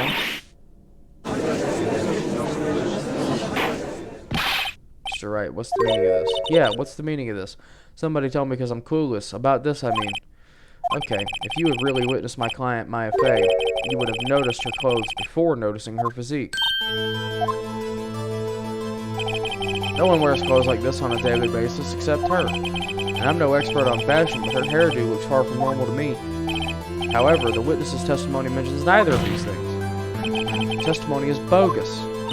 But still, we don't know if she was dressed that way the night of the murder. She was, because I was there. I saw her. And so did Detective Gumshoe. What do you have to say to that, Miss May? What are you trying to say, you mean lawyer? I saw what I saw. I just didn't think all the trifling little details were necessary. Miss May, the court would like to remind you to please omit nothing in your testimony. I'm sorry, Your Honor. I'll be a good girl. I promise. Thank you for jiggling your cans. That adds to the testimony. I did see everything. I did. The victim, the woman, dodged the first attack and ran off to the right. Then the girl in the hippie clothes ran after her. She hit her with that weapon. I saw it. I did. That clock, the kind of statue clock, thinker, I think. What's the accuracy of my report? Not startle you? It does startle me, but not for the reasons that you think. How the fuck would you know that it is a clock? I wish you had been so detailed from the beginning. Please begin the cross-examination. Alright. Issue number 1. Press you here. Is that right, as in your right, as in you looked from the hotel? Which hand do I hold my knife in again? Right, it was my right hand. Right? Satisfied, Mr. Wright? Please continue. The girl in the hippie clothes went after her. She hit her with a weapon and saw her. A clock? Didn't this come up in another testimony? Well, don't look so sour, Mr. Lawyer. You can't win them all. No, but I have a feeling I'm onto something. Yeah, here's the problem with that. Objection! Miss May, what you just said now was quite revealing. Just like that fucking blouse you're wearing. Revealing. Oh, you'd like that, wouldn't you? You said the statue of the thinker was a clock. There's no way of knowing just by looking at it. Another person in much the same position as you recently called this a clock, too. He was found guilty of murder! Order! Shut the fuck up. Miss May, can you explain how you know this was a clock? Oh. Objection! The witness saw the murder with her own eyes. That's all that's important here. No, it's not, Edgeworth. The defense is trying to confuse the issue with trivial concerns. Yes, of course. You will withdraw your question, Mr. Wright. Objection! No, I won't. The questions are all I have, Your Honor. And as you may recall, I've caught murderers with these questions before. Well, only once. Objection sustained. You may continue to question the witness. Yeah, eat shit, Edgeworth. That was close. If he stopped me there, the trial would be over. Huh? What? So what happens now? What happens now is you answered my fucking question. How did you know it was a clock? What? That's because I heard it? Yes, I heard it. Say the time. So you've been to the law offices of Fay & Co.? No. Hey, I didn't say that. Why would I go there? I heard it from my hotel room. The law offices of Fay & Co. where the murder took place is very close to the hotel. She could easily have heard the clock. Well, Mr. Wright, are you satisfied? No, I'm sure not.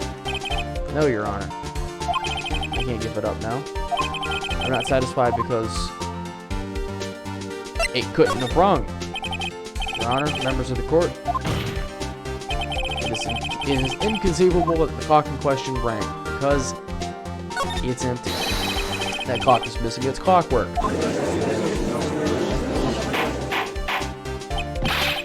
How could you possibly? Just take a look right now.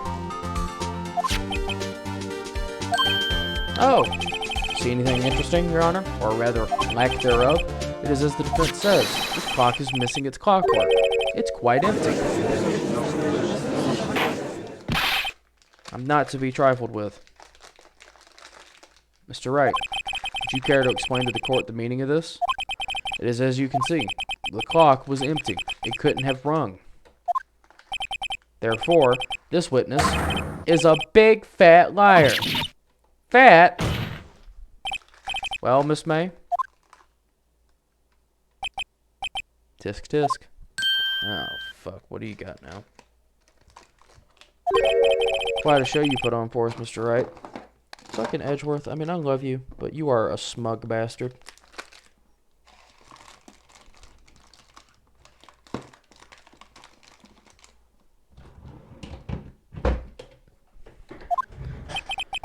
He knew the clock was empty, somehow.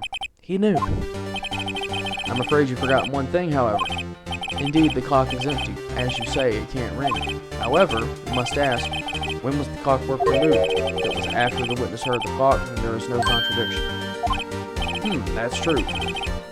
But I got evidence to prove against that asshole. The clock might have been empty after she heard it, and that's exactly what happened, Your Honor. Well, Mr. Wright, can you prove when the clockwork was removed? I sure can. Oh ho, impossible, of course. I have proof. What? Wasn't it you who told me proof is everything? Well, I was listening, and now I'll show you the proof you like so much. The evidence that proves when the clockwork was removed is this, which I didn't mean to open. Take a look at this. That's a very cute cell phone. Ooh, you have a curly phone. Wait, this isn't my phone. Listen, this is the defendant's cell phone, and it contains a recording. A recording of a conversation she had with the victim on the day of the murder. Or, defendant's cell phone. This wasn't brought to my attention. Perhaps Detective Gumshoe overlooked it. Good detective better remember he's up for evaluation soon. I gotta say, I'm starting to feel bad for the big fella. Let's hear the conversation.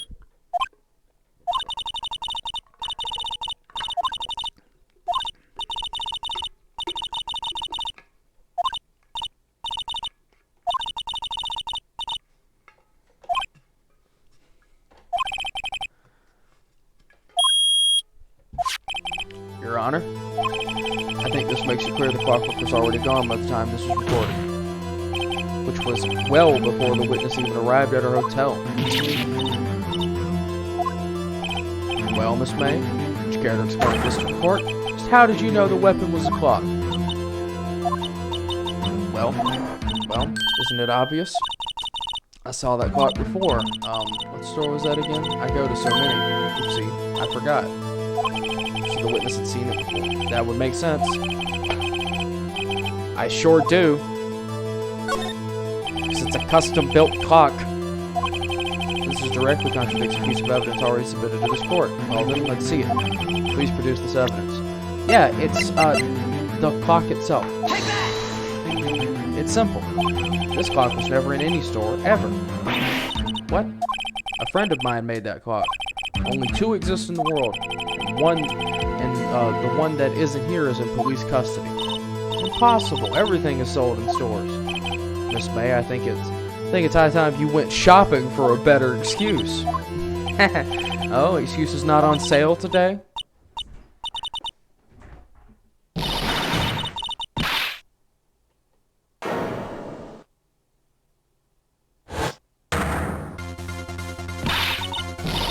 What's it to you, porcupine head? That stupid clock doesn't matter, okay? She did it, and she should die for it. Die! Jesus. Whoa, calm down. In a court of law, you need to shut the fuck up. Oh. Silly me. Did I, lose it? You sure did. I guess I did. How frightening. Miss May, let me ask. Tell me, how did you know the weapon was a clock? Oh dear. Does the defense have an opinion on this behavior? Okay, this is it. Yes, Your Honor. Allow me to explain how I see the truth of the matter. Miss April May, you knew the weapon was a clock because...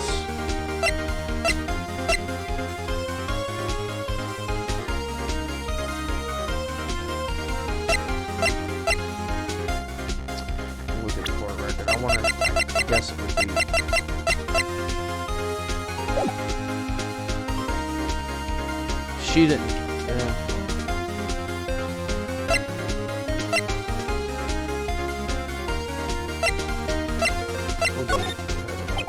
The witness had never held the box. However, she heard it was clock. She never held the box in her hand when she had heard it was clock. That is correct, Your Honor. There's no other way she could have known the finger was a clock. I can show you the proof. Oh, this is interesting. Let's see it. Tell me the evidence to prove the witness that heard the murder was a clock.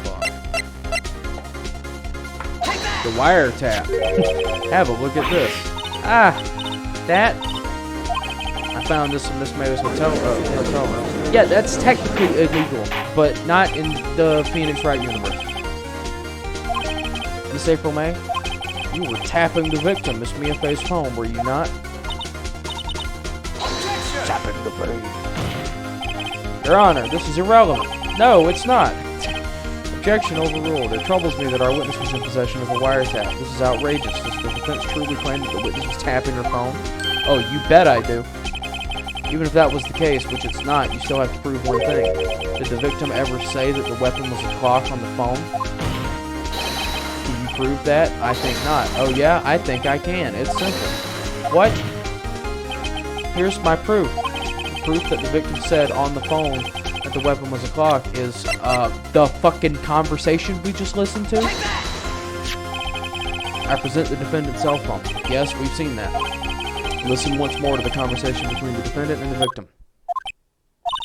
Mia, what's up? You haven't called in a while. Well, actually, there's something I want you to hold on to for me. Again? What's it this time? It's a clock. It's made to look like that statue, the thinker, and it tells you the time. Miss May, you used the wiretap to listen to this conversation. That's how you knew the thinker was the clock. And am I wrong? Your Honor, this is ridiculous. Your Honor, look at the witness's face. Does she seem amused to you? The defense demands an answer. Witness, answer the question. Did you tap her phone? Miss May? Shut up, all of you. What gives you the right to talk to me like that? You lawyer?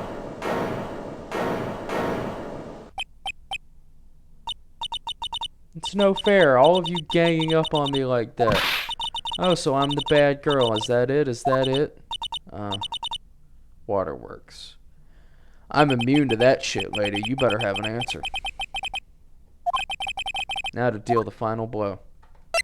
Why the wiretap? Why did you tap her phone?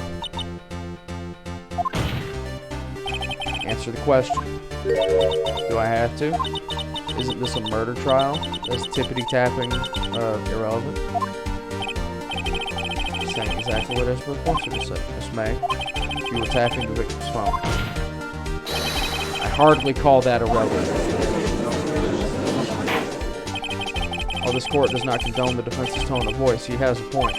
Well, Miss May, do you have an explanation for the court? Can you prove you had nothing to do with this murder, even though you tapped her phone? Ah, I'd like to see her pull that off. Mr. Lawyer, I saw that evil grin. You were probably thinking I'd like to see her pull that off, weren't you? Jesus, she's good. Well, you're not the first man who's thought that, and of course I can and will.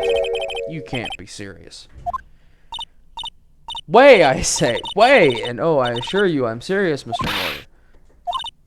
Okay, so the killing happened around 9 p.m. at night. Why, that's just when I was getting room service from that sweet bellboy. Room service. Iced coffee, I believe it was. Iced coffee? You know, like normal coffee, but cold. If you don't drink it quick, the ice melts, and then you have regular cold coffee. Iced coffee? Think I'm making this up? Ask the bellboy. Ergo, the witness was not on the scene at the time of the murder. Still does not absolve you from the fact that you were wiretapping the victim's phone. It is my great displeasure to inform you that the witness appears to have been tapping the victim's telephone. However, that is a separate crime with no bearing on the current case whatsoever. It seems mildly relevant, Edgeworth. Her testimony stands. She saw the defendant, Maya Faye, commit murder. No, they're going to let her just walk away. There's no way I can win this unless I tie Miss May to the murder somehow. Oh, does the defense have anything to say? Think of something. Let's call the bellboy as a witness. See what he has to say. Defense would like to call the hotel bellboy as a witness. There's something suspicious here, and I'm going to get to the bottom of it. I think you've sunk him quite low enough already. Objection! I object to calling the bellboy. Why? What's your reason? Because I hold that the wiretapping had nothing to do with the killing. However, if you agree to one condition, I'll consent to calling this witness. Condition? If Miss April May's alibi is not called into question after you examine the bellboy, then you will recognize that Miss April May was not the killer, thus she is innocent, and thereby you must also accept the verdict of guilty for Miss Maya Fey. That is my condition. What kind of condition is that, asshole?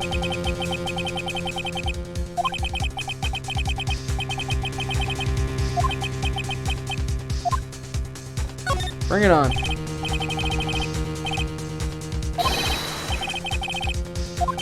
I accept your condition. Cool. You fell right into my trap. Uh-oh. Very well. Court calls the hotel bellboy to the stand under the proviso that should this cross-examination go wrong, we will just declare the defendant guilty anyway because fuck it, why not?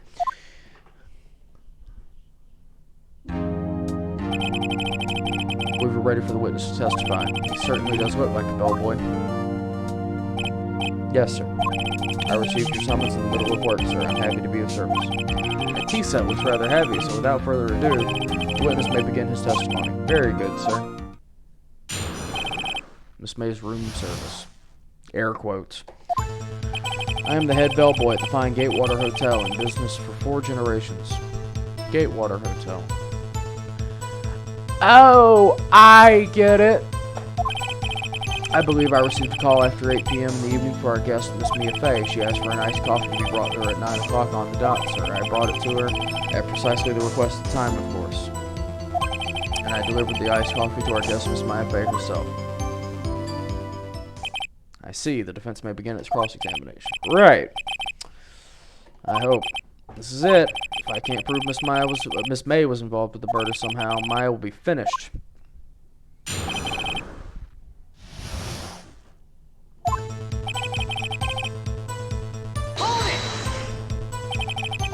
What exactly is it you do at the hotel? Why, anything required of me, sir. Anything. I check in guests, I check out guests, I clean rooms, I make beds, I even deliver room service, sir. I check Miss May in personally. Are you always so prim? Mr. Wright, you will refrain from asking frivolous questions. I believe I received a call after 8 p.m. on the evening from our guest, Miss May. You believe? You sure it was Miss May on the phone? Absolutely, sir. How can you be so certain? I checked Miss May in personally, sir. Not only did I see her in all her stunning radiance, but I also heard her voice. And then I saw them, and yeah. Point being, I remembered her quite well. Yes, what then? Yeah, her titties were so big I heard them on the phone. On the dot, you said? Yes, I confirmed the details several times. She was watching the program on the TV and wished to drink after she finished at 9 o'clock, the time of the murder.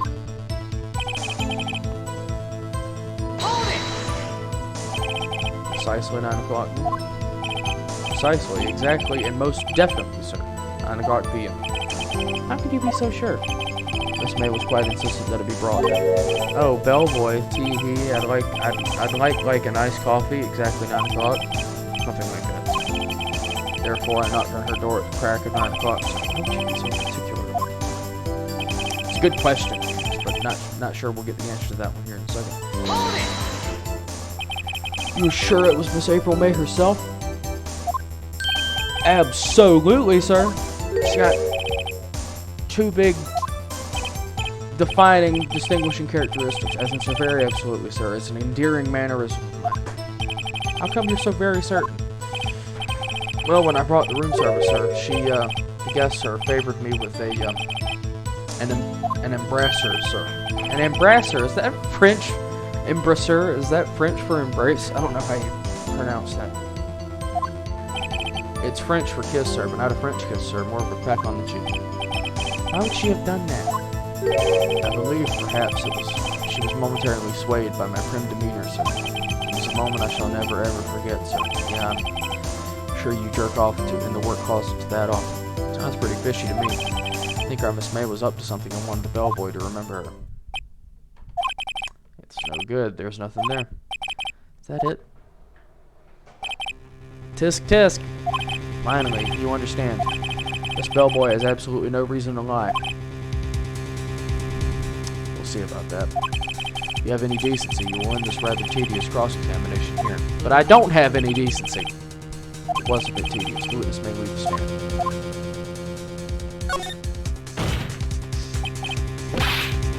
Just a second, please. The defense have something to add? One last question. Let me ask one last question. Your Honor, I must object. The charade of justice has gone on for long enough. Now, Mr. Edgeworth. Alright, Mr. Wright. I'll give you one more question, that's all. Okay. This is really it now. This is my last chance. What do I ask you about? Let's ask you about service.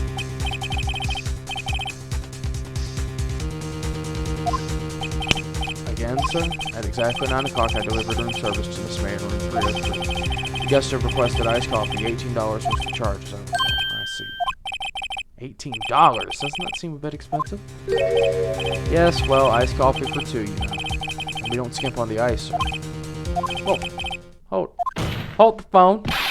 What did you say? Oh, rather, quite. Bellboy, tell us the truth now. Was someone else staying in Miss May's room? I object. That was objectionable. I don't think so. Witness will answer the question. Yeah, I see. Why did you not mention this in your testimony? Well, sir, you didn't ask. Nice try. That's the sort of thing you're normally supposed to mention. Ah, yes, quite. Indeed. It was the, good barrister there, Mr. Edgeworth, who... He asked me not to mention it if I wasn't specifically asked, sir. You fool. Done it. Got his ass. Miss April May checked into a twin room with a man, correct? Yes, sir. Just gonna fix something here real quick. Oh, I can't fix it. Never mind. This looks a little overly crisp on my OBS, but I'm sure that'll be fine. Because I have it at like ultra resolution, but it should be fine. And when you brought them room service, you didn't see that man in the room? That's right, sir. How strange. Your Honor, we have just learned of another person involved in the murder who may have been the murderer. In light of this new fact, I hold that it's impossible to judge the defendant. Wouldn't you agree, Mr. Edgeworth? And who, Mr. Wright? Who is this other person? Simple, it was the man with Miss May. The man who checked in with Miss May. Your Honor, as has been previously revealed, Miss April May, as has been previously revealed, Miss May was tapping the victim's phone. Yet Miss May herself has an alibi at the time of the murder. However, that does not clear the man that was with her. The bellboy saw no one else in the room at the time of the murder. What a convenient little setup, but it's too late. Too late? I suppose you'd like it if it was too late, wouldn't you? After all, it was you who hid the presence of the other man from this court. Upstart. Amateur. These accusations are ludicrous. Enough. Shut the fuck up. Court acknowledges the defense's argument. I expect the prosecution and defense to look into this matter fully. Am I understood? Yes, Your Honor. That is all for today for the trial of Mia Fey. Court is adjourned. Easy peasy. If you're wondering why I'm kind of breezing through this, it's because I've played through these games so many times, and I also I used a lot of guides when I first played through them, so I just kind of remember everything.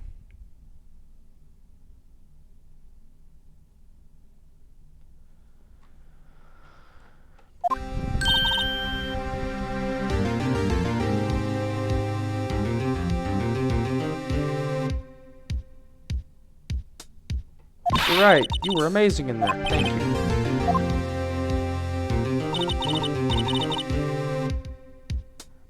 I think I might be your newest fan.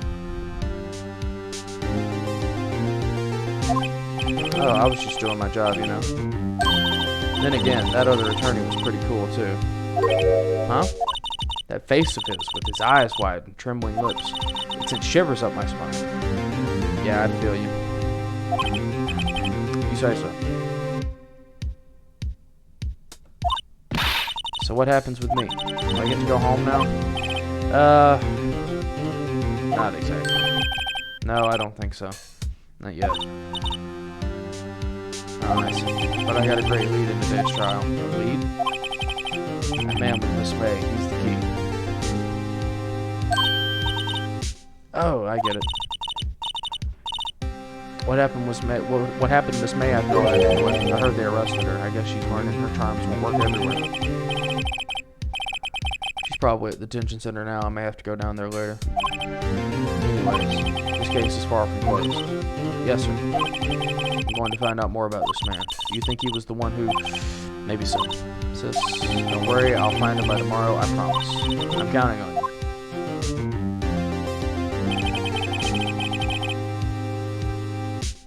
I asked for a full record of April May's testimony. I thought it might come in handy during the trial tomorrow. And now that I have it, I'm not so sure. The rest of her testimony was all lies. In fact, there's only one part that hasn't been stricken from the record.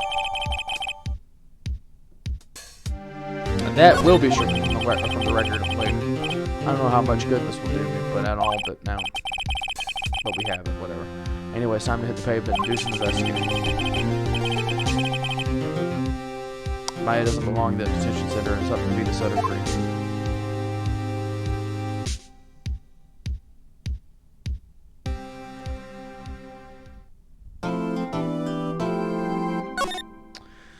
Yes, please.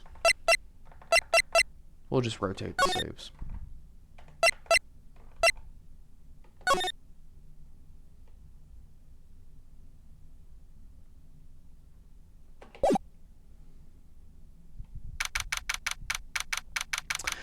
September 7th, 3:11 p.m., Detention Center Visitors Room. Well, hello. I didn't expect anyone to visit me in such a dank place as this. It's really quite moving. Not, you stinking lawyer. I hope you I hope you die. Alrighty. You come to laugh? Yes, laugh at the fallen Miss May. No, not really. There's something I wanted to ask you.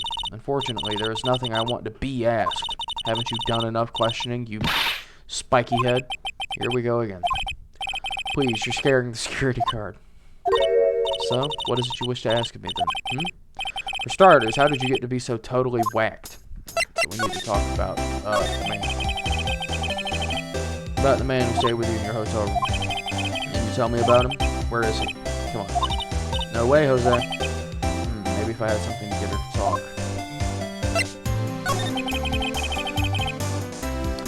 Why'd you place the wiretap on me as phone? Oh, when you say it like that, it sounds so cold, so criminal. Tapping people's phones is a crime, Miss May. Oh, and I suppose you learned that in lawyer school, huh? Yeah.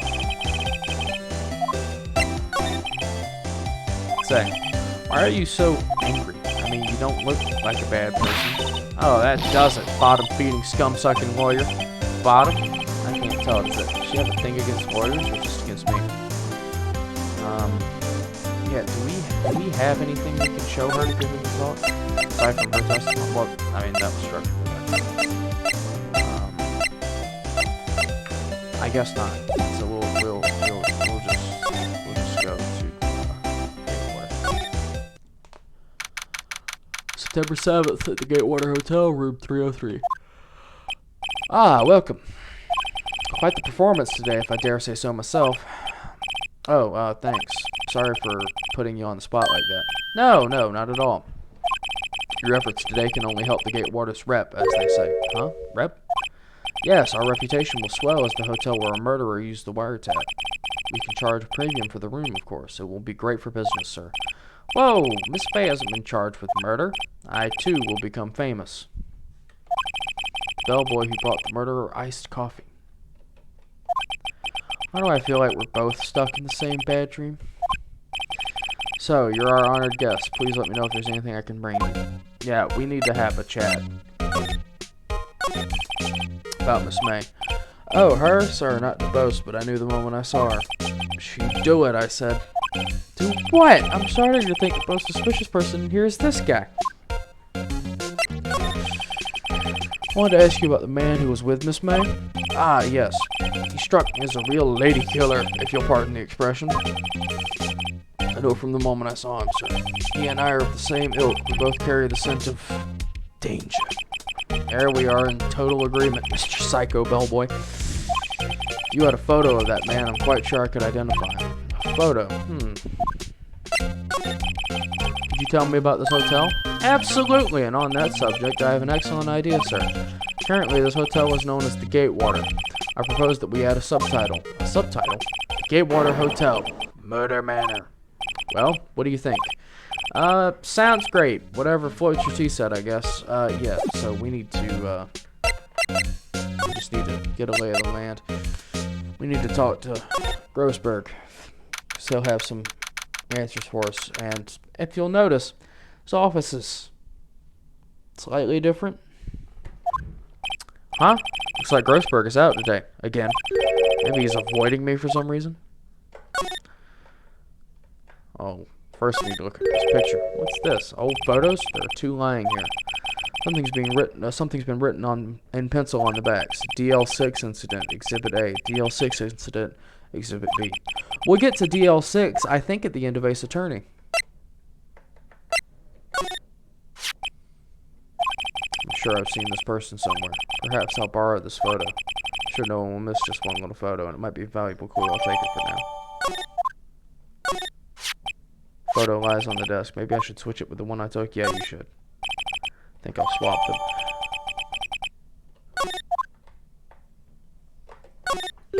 Wait a second. Was there a giant painting hanging on that wall? Yeah, it was a painting of, a fisherman. Was it? It wasn't a very memorable painting, anyhow. Expensive-looking mahogany bookshelves filled with expensive-looking books. Funny. They don't look like they've ever been read. A solid mahogany desk. The wood's been polished to a deep luster. An expensive potted plant. No idea what kind of plant it is, but it's probably the most expensive one available. A table for clients. An elegant ebony case, and if I'm not mistaken, that lighter is made of solid gold. Even I can tell someone here has got money to burn. Alright, that's all we need. We need to go talk to the bellboy. Hey!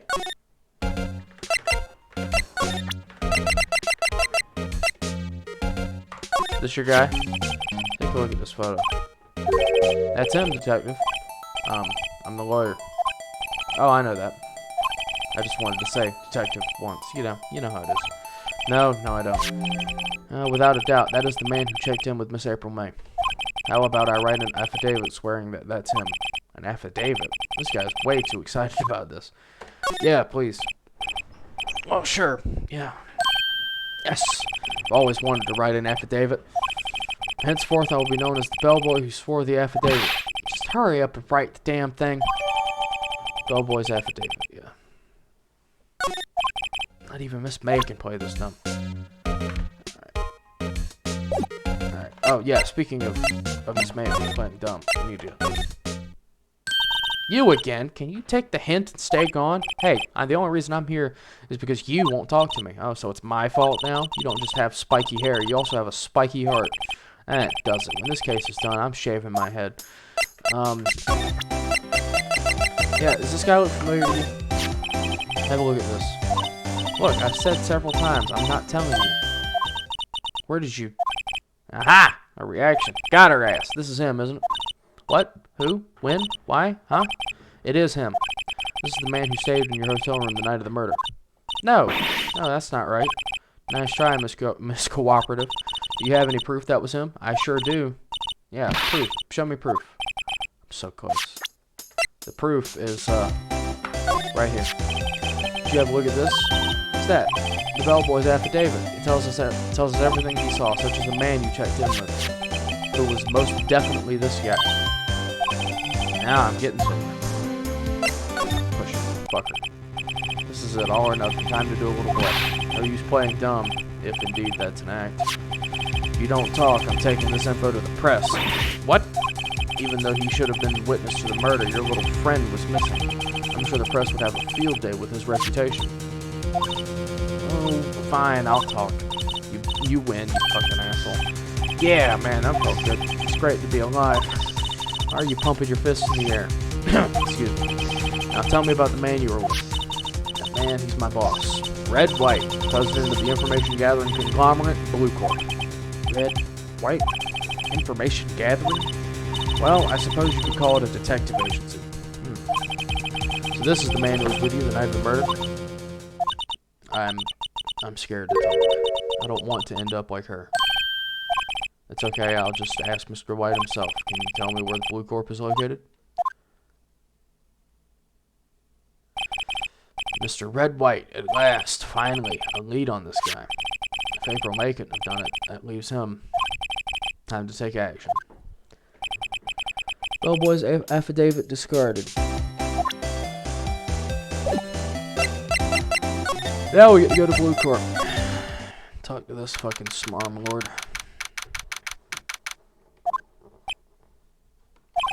It's with the surreal decor. Welcome. Please furnish me with the title of your personage. What the fuck? Your name. What's your name? I was just inquirably asking the title that you go by. Wright. Phoenix Wright. Inquirably? Mr. Wright, is it? Right, I see. Splendiferous. Perhaps I have intimidated you with my giantesque vocabulary? What is this guy's problem? I'm Red White, CEO of Blue Corp. You know, corporate expansion official.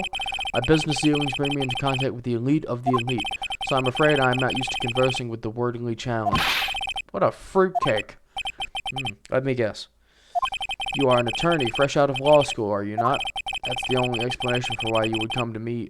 Why you would come to meet me like this. What does he mean by that? No matter. So what business does a mighty lawyer have with a man such as myself? Jesus, this guy's arrogance meter is off the scale. We are going to first take a look around your office while you just stand there awkwardly.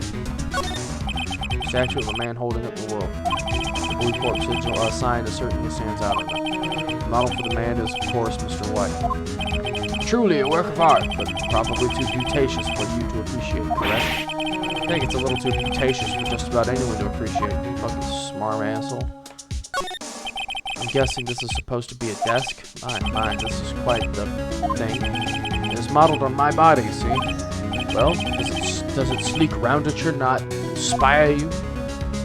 Is it gold? Is it supposed to be solid gold? What a fucking asshole. Haven't I seen this somewhere? Is this a replica?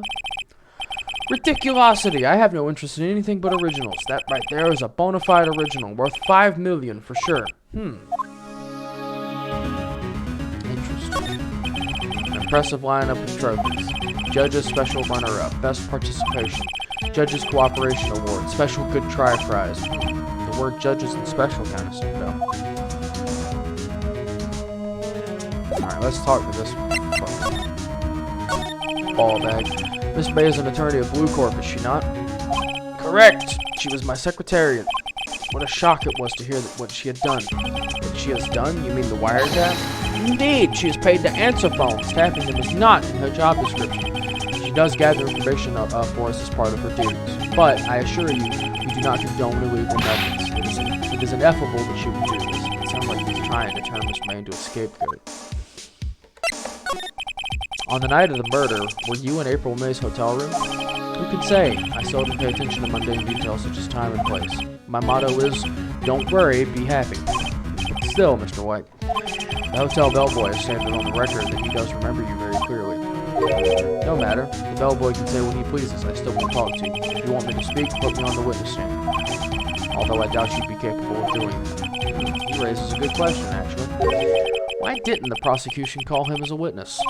He should have seen the same thing as April May. Oh ho ho. Police, the courts, to me they are mere toys, playthings for my amusement. kind of company is Blue Corp anyway? Ah, excellent question. We buy and sell various kinds of information. We are a company of the future. You might say we are the future. Sell information? In just 10 years, I've built this business up into the grand office you see now. Ah, in case you were wondering, Blue Corp was named after the color blue. I, Red, White of Blue Corp, as founder and CEO, named it so. And why, you ask? Because I like the color blue, of course. Fantabulistic, is it not?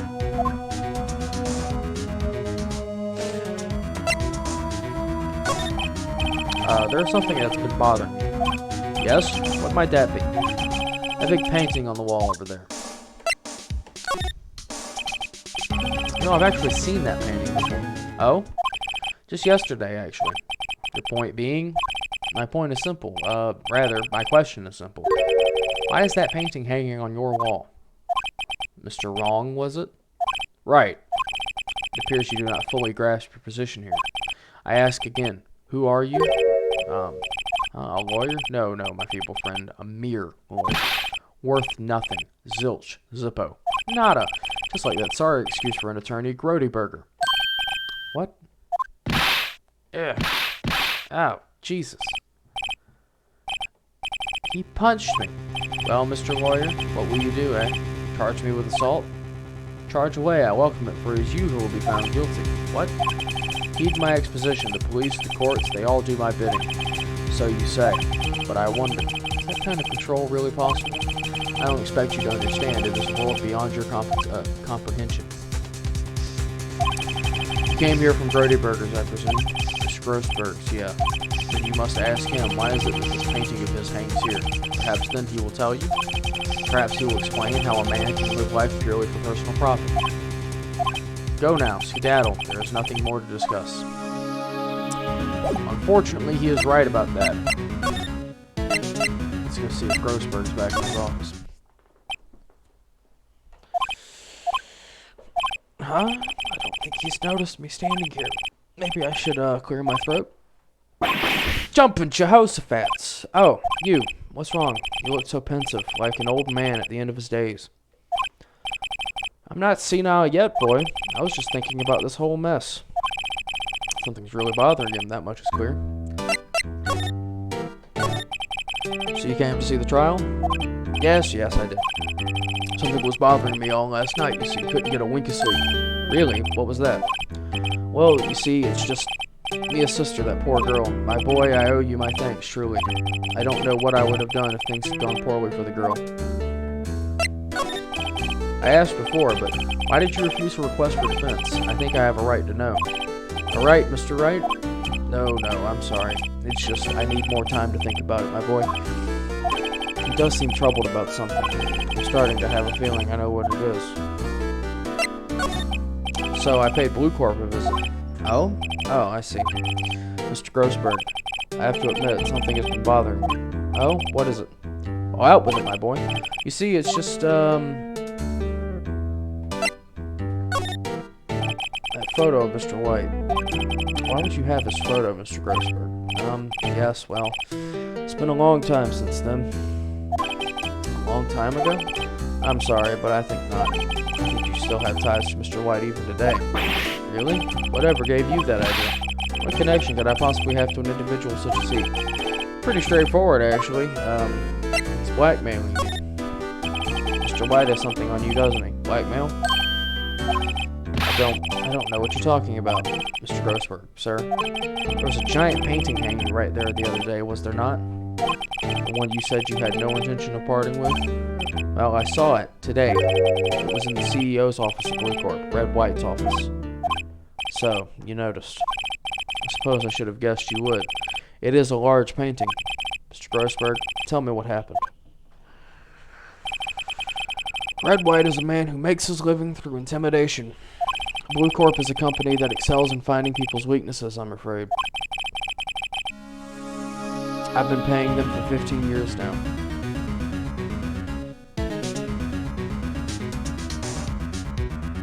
Oh, whoops. I've been paying them for 15 years now. 15 years? Oh, I just noticed now that it's a borderless window. Interesting. Oh, because of the DL6 incidents, as you may have guessed. Your name on the back of those photographs. As you suspected, I could not stand in defense of Maya because of this. White would have destroyed me if I did. That's the connection. It's hard for me to tell you this, my boy, but arresting Red White will be nigh on impossible. Impossible? Why? He has information on everyone and gives them an iron grip. He owns judges, attorneys, prosecutors, police, and politicians. What? They are bound, unable to do harm to themselves and therefore to him. Don't look at me like that. What you see is nothing more than the weight of many years. But why were you blackmailed over this, Mr. Grossberg? The DL6 incident was top secret at the time. It made sense. The police didn't want people to know they were using a medium. They couldn't let the people know. But one person found out. I told him. You told White? He offered me riches. It is an embarrassment to me now. Because I talked, the police were mocked far and wide. In secret, they began looking for the one who sold them out. Of course, White heard about it and he came to me. Only this time, the offer was blackmail. I see. White controls the law of this country as he sees fit. And if you would still challenge him, have a close look at Mia's office. Mia's office? She followed his every move for years. She may have recorded something of what she found.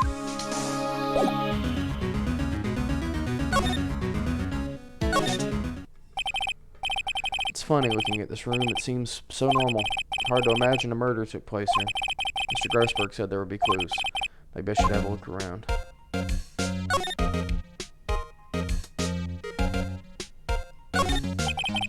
All the cases the chief ever worked on are filed here. They're in alphabetical order. Let's take a look.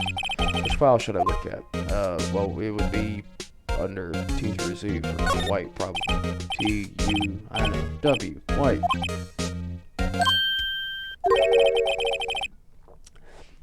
The entire W section is missing. Was it taken? No movie poster. Apparently, this is the first movie that made Mia cry when she saw it. I'll have to check it out one of these days.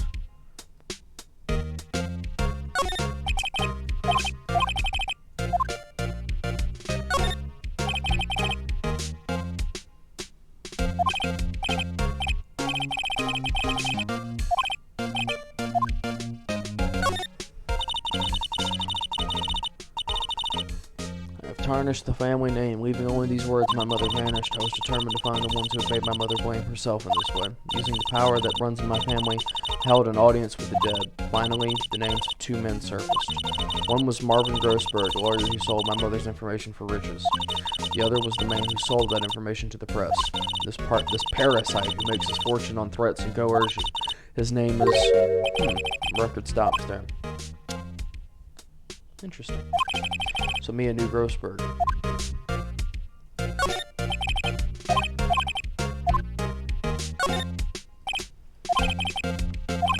Maybe I'll just skim. Yeah, skim it.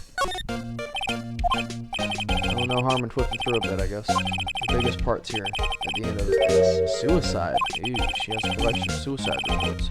There's politicians, policemen. There's writing on most of these in pencil. White? This is Mia's handwriting. Wait, I get it. Mia thought he was involved in these suicides. White drove them all to... use these newspaper clippings. Let's find the most disturbing one.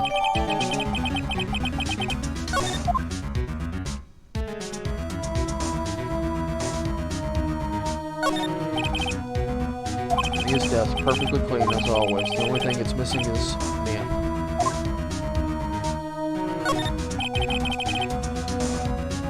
Mia's favorite potted plant. I guess I'll have to water it now.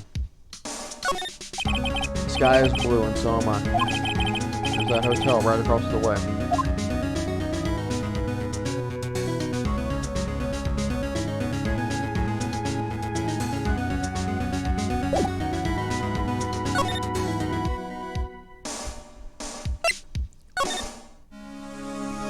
Let's go talk to Grossberg about this newspaper clipping.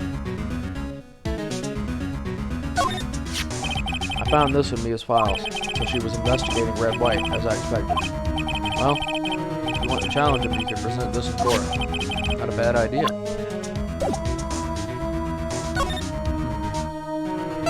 Guess we'll pop down to the detention center. Apparently Miss May is in questioning. I doubt they'll let me talk to her today.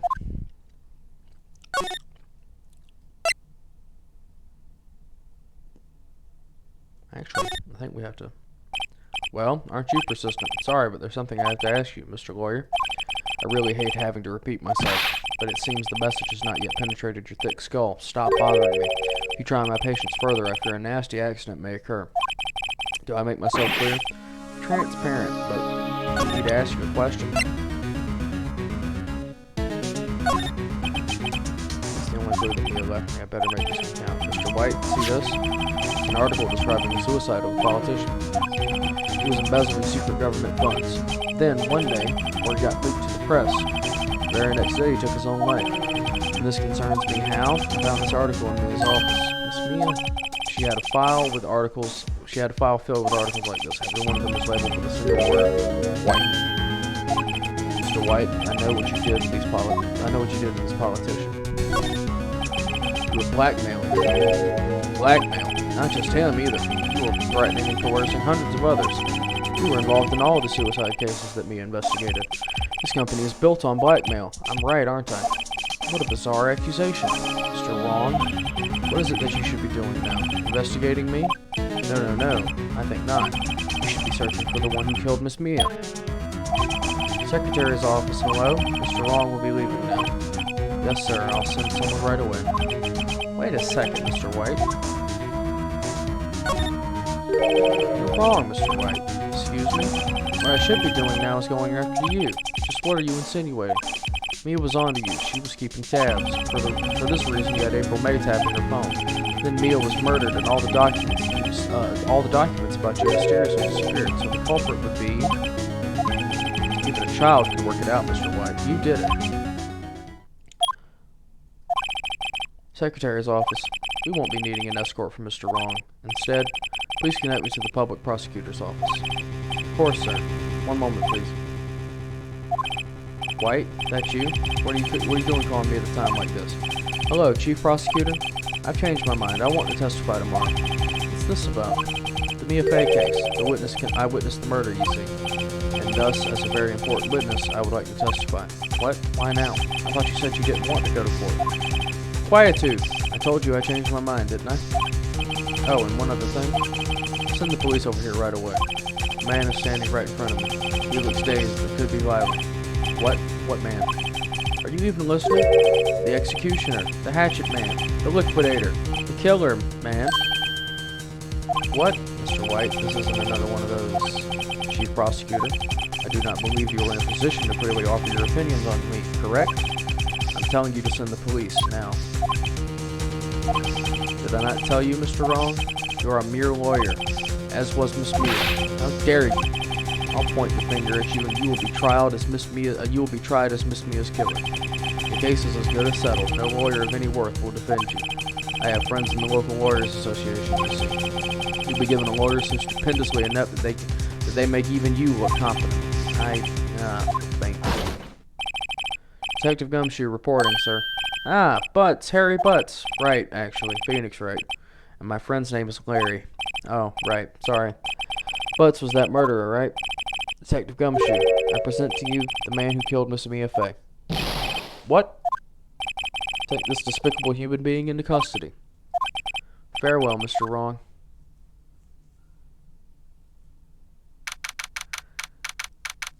Detention center. Visitor's room. Can't believe it's only been a day since the first trial. My trial begins tomorrow. White's going to set a trap for me. And the prosecution will be in on it, of course, Edgeworth included. An attorney was assigned to me by the state yesterday. I refused. I had an idea. Right. Mr. Wright. Oh, Maya. Great. They let you out of detention. Just now, yeah. It's all thanks to you. Now I'm afraid we've switched places. What? I mean, you... I explained what had happened to Maya. I don't believe it. I do believe it. Red White's an asshole. How many people does that man need to destroy before he's satisfied? My mother, my sister, and now you. This has gone too far. Mr. Wright, please tell me, is there anything I can do?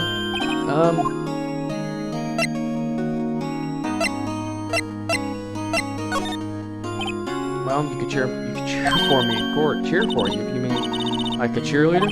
Huh? Yeah, like that. Alright, leave it to me. Huh? I'd better go get a uniform and some pom-poms. Wait, I was kidding. What? I'm kidding, it was a joke. No way. No, really, I was kidding. But thanks, it's good to know you're on my side, and there really isn't anything you can do for me anyway. But I can't just sit here and do nothing. I've got to give that man a piece of my mind. Just a piece? Okay. Then come to the trial tomorrow. Okay, I'll be there. I'll show him a thing or two.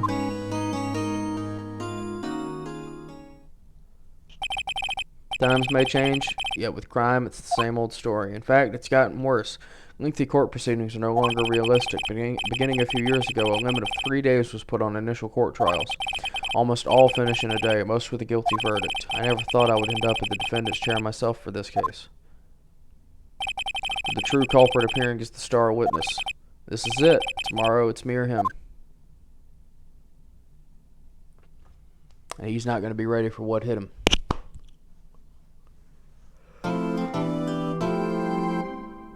Of course, saved by progress. What do you think I am, a fool?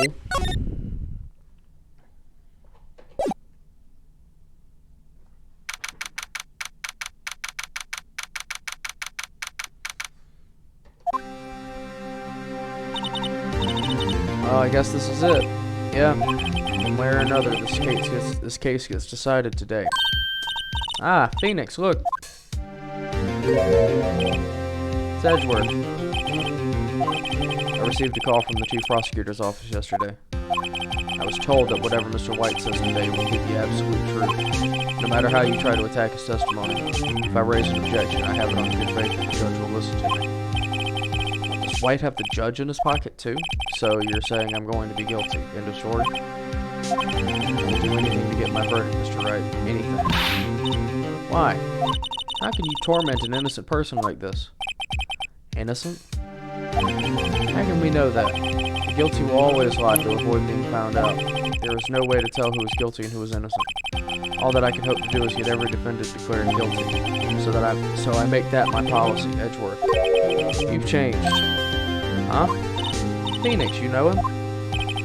Don't expect any special treatment, Phoenix, right? Well, the court will be starting soon. But wait, your defense attorney isn't even here yet. They're not. I'll be defending myself. What? Okay, let's do this. Bring it on, baby. I'm ready.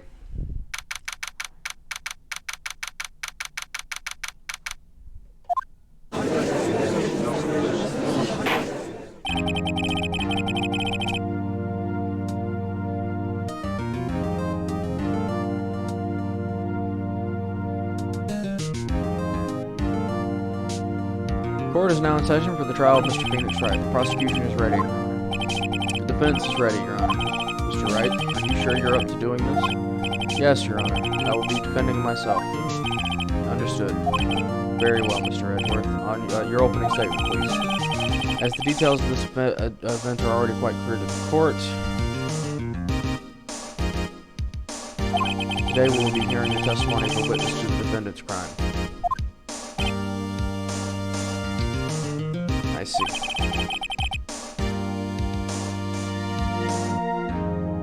The prosecution may call as witness. That went far too smoothly. Why didn't the judge ask Edgeworth why his witness didn't testify before? You know why. It's like he already knows why. If anyone's going to raise an objection about this, I suppose it's me. Mr. Edgeworth, you owe an explanation to the court. Why didn't this witness testify in the trial against Miss May? Or Miss Faye, I should say. I'm ever so sorry. Mr. White is a busy man, and besides, at the time, I thought that Miss Faye's opinion was all that was needed. Again, my sincerest apologies to the court. Oh, how convenient. Excellent, Mr. Edgeworth. I appreciate your demeanor. Great. He gets to show off, and I get nowhere. I'd like to call Mr. Red White to the stand.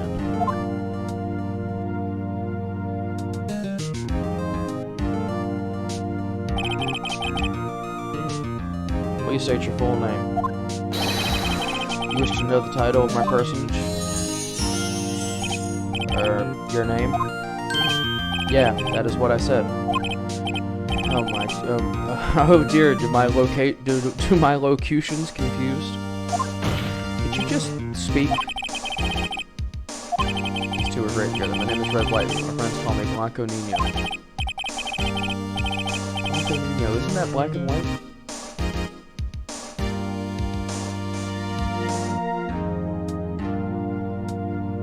Whatever. Did you know the victim is Mia Fey? That would be a negatory. No, I did not. You were at the Gatewater Hotel the night of the murder? Correct. And you witnessed the murder from there?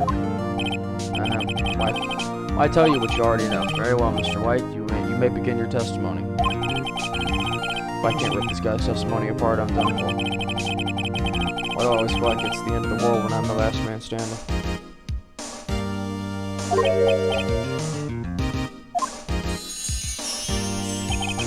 Hope you have made your peace with God, Mr. Lawyer. Let him have it, Phoenix.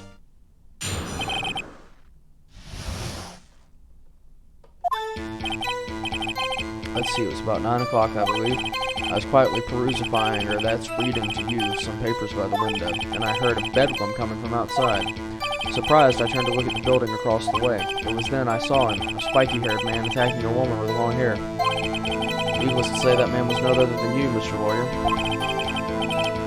I called Miss May over at once. She, too, was flabbergasted, of course. The victim, she ran away, but you gave chase. Finally, there was a terrible impaction, and then it was all over. Well, that sounds cut and dried. There's a couple problems with that. Things occurred as you testified, and I'm afraid the defendant is guilty. Very well, defendant. Mr. Wright. Cross-examination? Yes, Your Honor.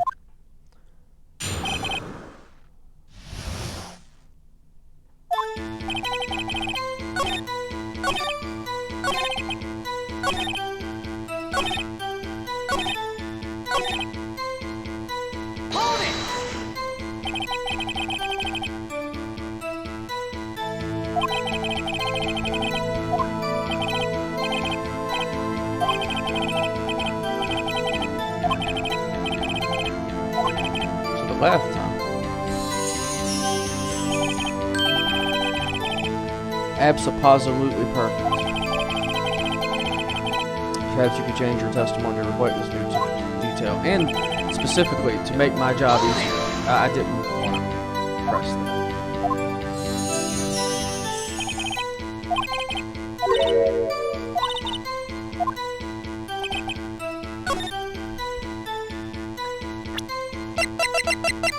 One tiny problem. Objection! Mr. White, you've dug your own grave. What is this? You said the victim ran to the left, but that directly contradicts Miss May's testimony. She clearly stated that the victim ran to the right. Oh ho ho. It's simple, you have misheard her. I think not. Look at the floor plans. The killer was here, and the victim here. If the victim ran to the left, as you claim she did, she would have been running directly away from the door. She would have been running into a dead end. Don't you find that odd? Very strange. I did see her run to the left, I did. Look at his face. I don't think he's lying about this one. True. Maybe he really did see the victim run left. So he did witness the killing? Wait a second. Mr. Wright? Yeah, Your Honor. Miss May says right, Mr. White says left. Can you explain this contradiction to the court? Both are right.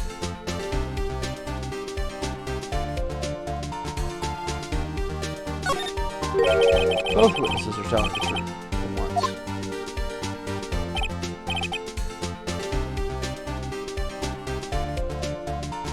I doubt it, or rather that does not clear up the contradiction. There is one scenario that would explain the conflicting accounts. What? Obviously, the witness was not viewing the crime from the hotel. What do you mean? I mean, fucking he's the killer. Yes, what do you mean he was not viewing the crime from the hotel? If he was not in the hotel, where could he have been? In the law offices of Fay & Co., of course.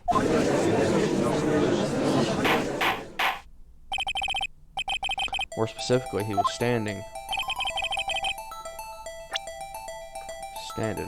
right there. This is where he was.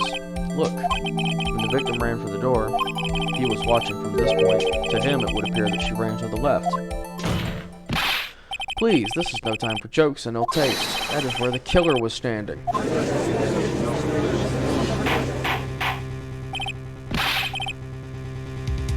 Order, goddammit! Anyone disturbing the order of this courtroom will be held in contempt. Mr. Wright, what are you suggesting? Rapscallion! I'm suggesting this dude's a fucking killer is what I'm suggesting. The postulations of the defense are a distortion of the truth, Your Honor. Indeed, they do seem a bit far-fetched. Oh-ho-ho. Provide us with so much entertainment, Mr. Lawyer. What now? He's laughing? The hilarity of this moment made me remember something. It appears I've been unclear, and for this I apologize. Mr. Your Honor, might I be allowed to testify once more? Yeah, go for it.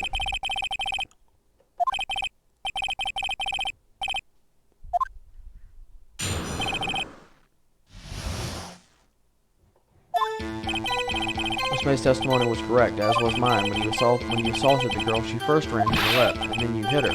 Savagely, that's what I saw. Next, with the last of her strength, she ran to the right. You chased her and delivered the final blow. That is what Miss May saw. You see? You hit her twice. Don't you remember, Mr. Warden? That does seem to make sense. Will you be cross-examining the witness's testimony? You bet your sweet Bippy I will.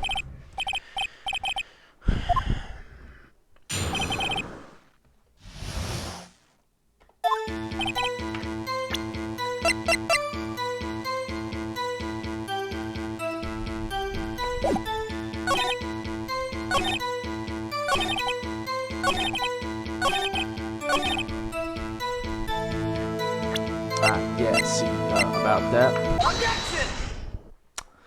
Mr. White, the victim died from a single blow. What do you have to say to that? Now's my chance to hit him where it counts. Mr. White, wasn't it you who told this court you were absolutely perfect? I will refrain from using this phrase from now on. Your Honor, if you could ask the witness for a new testimony. The witness is obviously confused, Your Honor. I would like to request a 10-minute break. Yes, White. Incorrect. Not gonna get it. The witness is confused because he's lying. I emphatically request there be no break, Your Honor. Yeah, we want justice. Don't let him get away with this. Very well. The witness would care to revise his testimony. The crowd's on my side. No slipping out of this one now, Mr. White.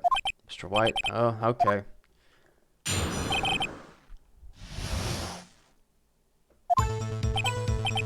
Well, see, I looked at the other window when I heard that thing fall.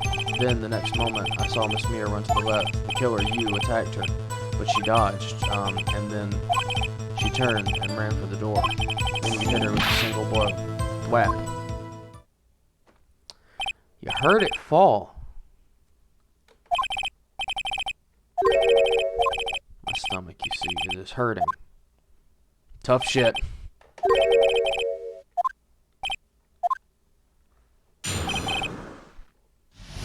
Two accounts.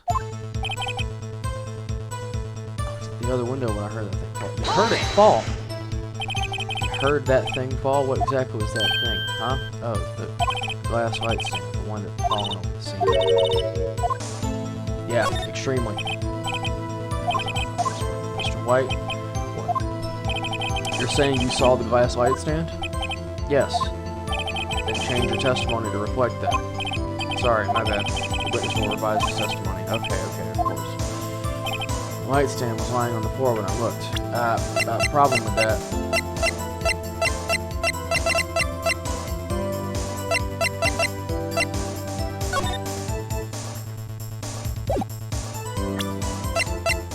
Objection! Mr. White. Mr. White! It was impossible for you to have seen the glass stand. The glass stand, excuse me. What? Look at this. These are the floor plans for the scene of the murder. Yes? That's correct. Correct, Your Honor. Now, look. If you were to look through the window at the office, this is the area you would be able to see. Here. Well, note that the stand is not within the visible area. Well, Mr. White, what do you have to say to that? Ridiculosity.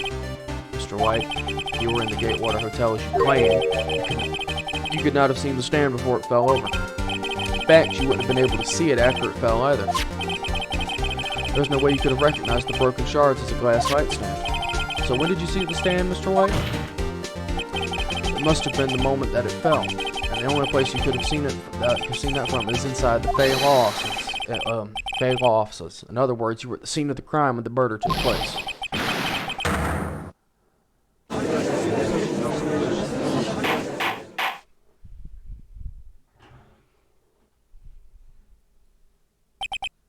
Mr. White? Mr. White? You did it, didn't you? Mr. Your Honor, Miss Mia. Looks like we're about to get our verdict. Objection! That's far enough, Phoenix Wright. Uh-oh. I forgot about Edgeworth. Mr. White, I think the time has come. Shouldn't you confess your crime now? What? I said you should confess your crime. Ergo, confess that you placed the wiretap. The wiretap?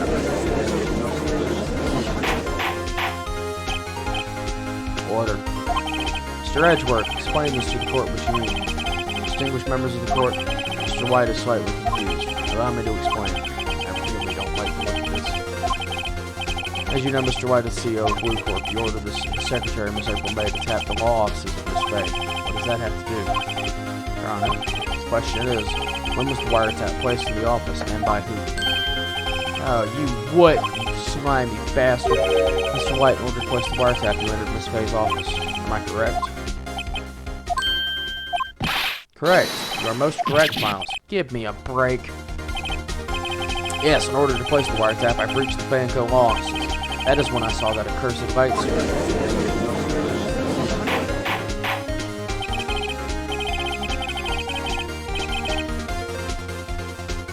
Now I'm confused. Gladly, Your Honor. Mr. Phoenix Wright has made his position quite clear. He has determined that Mr. White knew the glass stand was in the office. He has shown that there was only one time Mr. White could have seen the stand, at the very moment of the murder. Thus, Mr. Wright would like you to believe that Mr. White was the murderer. I see. However, it is a fact that Mr. White had been to the office well before the murder took place.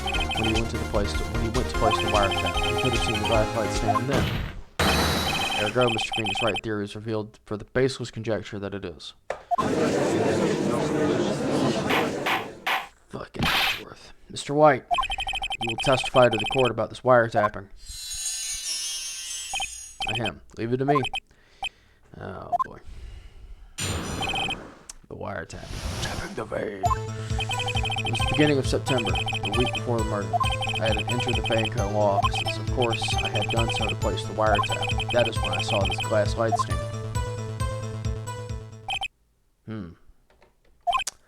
So you saw the stand before the night of the incident, and this is how you were able to identify what had fallen over. By the sound? Correct. That is right. I see. Very well. Mr. Wright, you may cross-examine. Good luck, Phoenix. Yeah, you wouldn't have been able to hear it from your hotel room, but that's allegedly immaterial.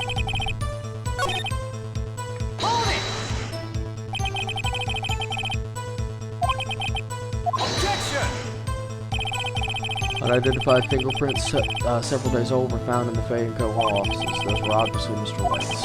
If I know Edgeworth, he's already run a check on those prints. Now, Mr. White, tell us why you went to the Fay & Co. law offices. Of course, I have done so to place the wiretap. Why did you tap me as well? This has no bearing on the current case, Your Honor. Blue Corp is a detective agency of sorts. We have a responsibility to protect client confidentiality.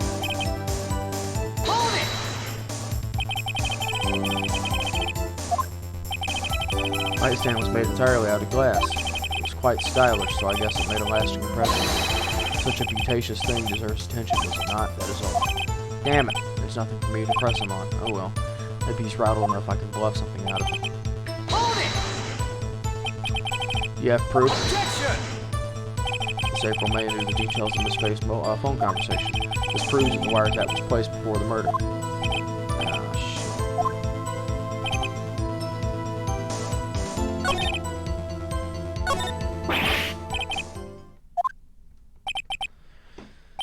I'm afraid that's as far as you go, Mr. Wright. The time has come for you to admit your defeat. You fought honorably. Unlike you. No more. I can't take this anymore. Mr. Wright, are you giving up? Yes, Your Honor. Phoenix. Phoenix, over here. I know that voice. Mia? Never give up, Phoenix. Mia?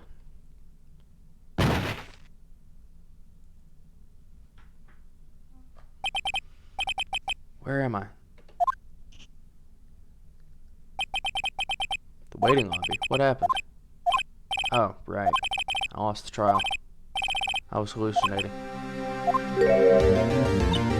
Ah, you're finally awake. You were trying to cross the border, right? Same as that thief. Walked right into that Imperial ambush. Same as that thief over there. That's no way to greet an old friend. Phoenix, I want you to look at me.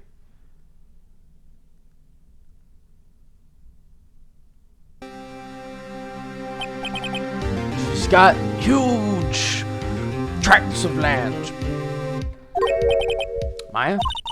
You know that Fey women have strong psychic powers? You accepted your defeat in court. It appears that was enough of a shock to awaken Maya's true powers. So, Maya's channeling you? Yeah. That's right, I am Maya, but I'm also Mia. Now, I want you to listen to me, Phoenix. Maya never gave up, you can't either. That's why I came here to tell you. But, I got nothing. We don't have much time, Phoenix. Now listen. You've already won. Huh? You have that receipt from the court records, right? Oh yeah, that one you wrote Maya on. Phoenix, Wright wrote that, not me. So, what do I do with it? The front of the receipt. Front? It's a regular receipt. Looks like it was from a famous department store. $1,000. Wow, big spender. Item, glass light stand. Date of purchase, September 4th. September 4th? That's right, Phoenix. I bought that stand the day before I was killed. Whoa. Now, what did Mr. White say in his testimony? It was the beginning of September, the week before the murder. He said he saw the stand a week before the murder. There you go. I think the court is about to reconvene. Go do it, Phoenix. You know you're innocent. Now you just have to prove it. Right.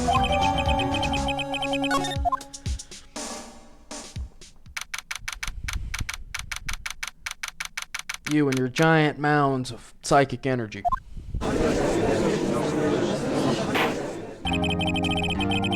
Court will now reconvene for the trial of Mr. Phoenix Wright as the defendant. You okay?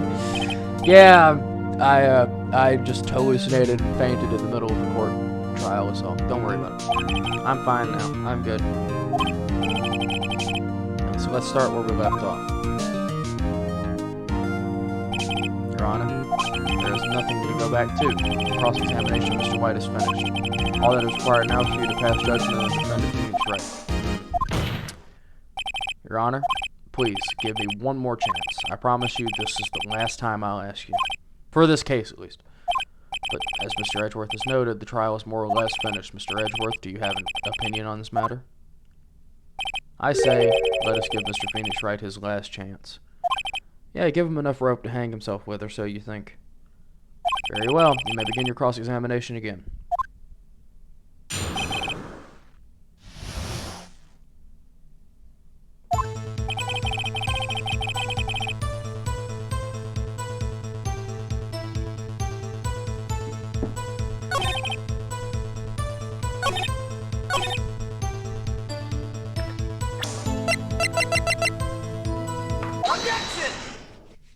But blow a fucking giant hole in your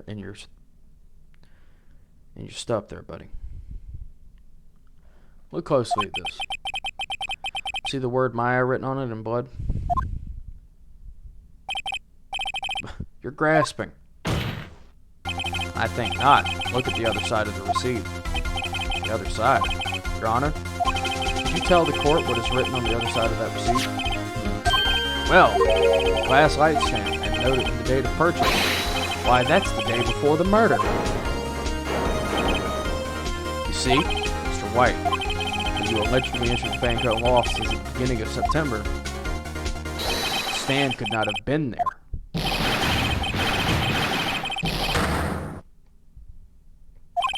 Well, Mr. White, can't get out of this one, can you?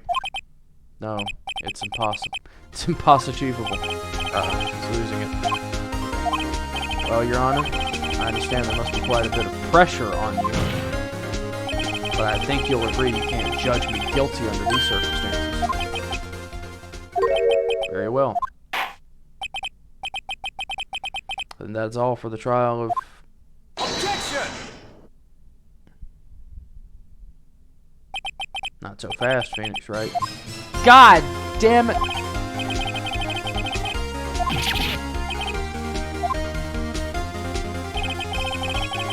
There is a certain thread of logic to the defendant's claims. However, there is no concrete proof that Phoenix Wright is innocent.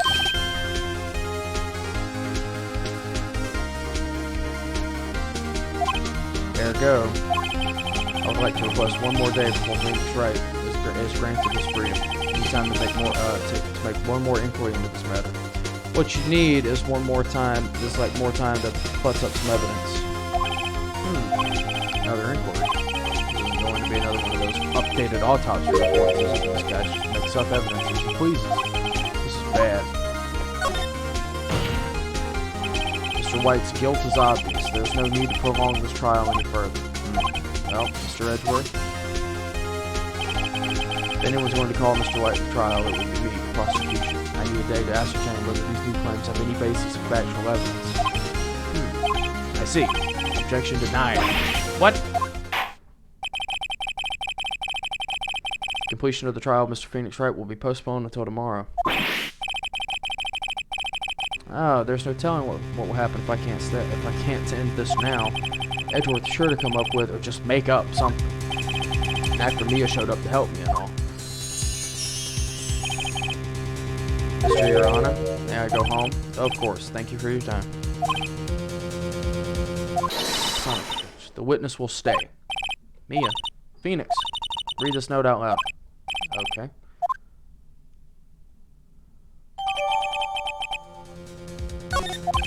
Your Honor, if I may. Quite persistent today, aren't you? You bet I am. I'll get fucking hanged if this doesn't go right. I have something I would like to read to the court. Take that!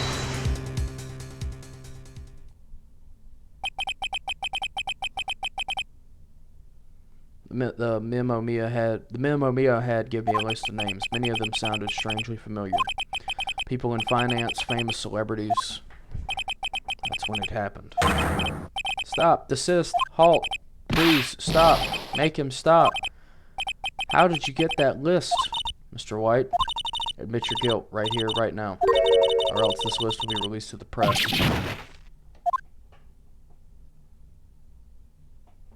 I confess. I confess.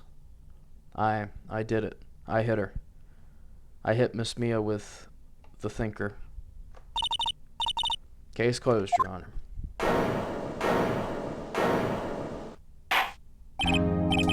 Well, I see no reason to continue this trial. Mr. Wright? Yes, Your Honor? You've done it again. That was quite a spirited defense. Ha ha ha! Punny, I get it. Yes, Your Honor, I guess you could say that. If only you knew how spirited it was. Well, this court finds the defense, rather, the defendant, Mr. Phoenix Wright.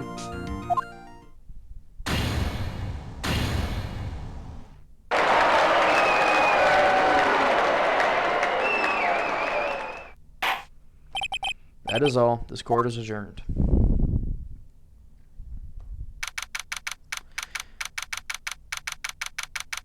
And Phoenix not being guilty, by extension, makes Maya not guilty, so. I never thought I'd be saying this again, but congratulations. You're lucky I was born a Fae. I'm lucky I had both you and Maya on my side. I'm glad you made it. Thank you, Phoenix. You risked a lot to help me and Maya. I won't forget it as long as I live. As long as you live. My time here's running out. Huh? Maya's powers are still weak. I can't stay here that long. What? No, there's still so much to say. Don't worry. I'm sure we'll meet again. Chief. I'm not the chief anymore. Phoenix, can you come to the office tonight at, say, 9 o'clock? The office. I'll see you later. Chief. Ah, how sad.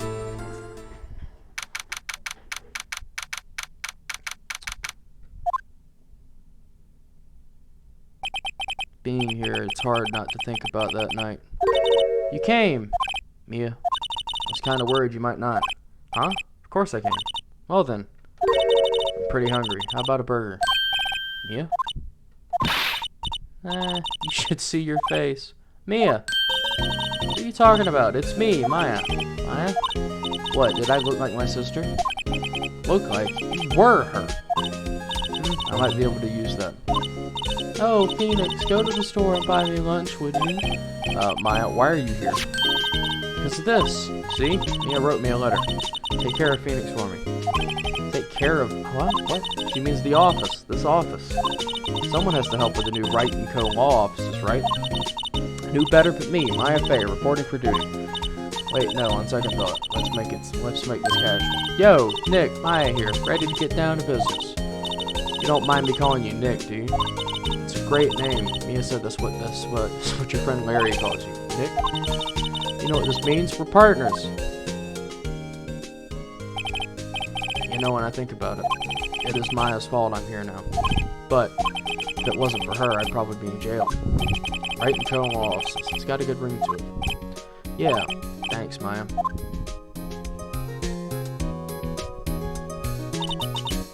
Good luck, Phoenix. I'll always be here, watching. Right, okay, let's do it, huh? Do what? Burgers, dummy! Burgers! Got 'em. There's a great burger joint just down the street. Come on, time's a wasting. Eat your hamburgers, Apollo. Okay, wait up.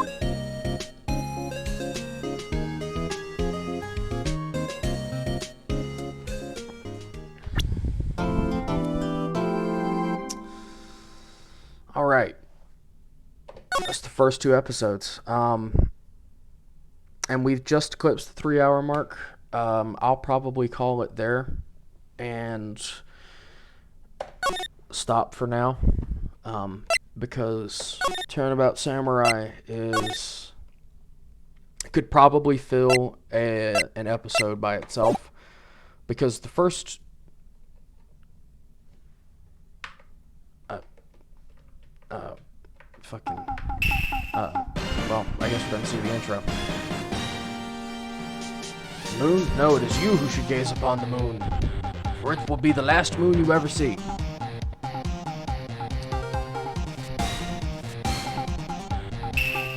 See you in hell, evil magistrate.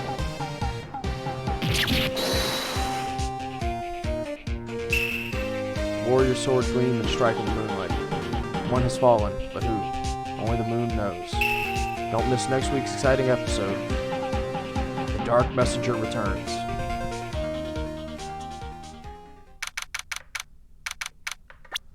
Yeah, no, we're gonna... Actually, we're not gonna save. We're just gonna head back to the title screen. Yeah. Yeah,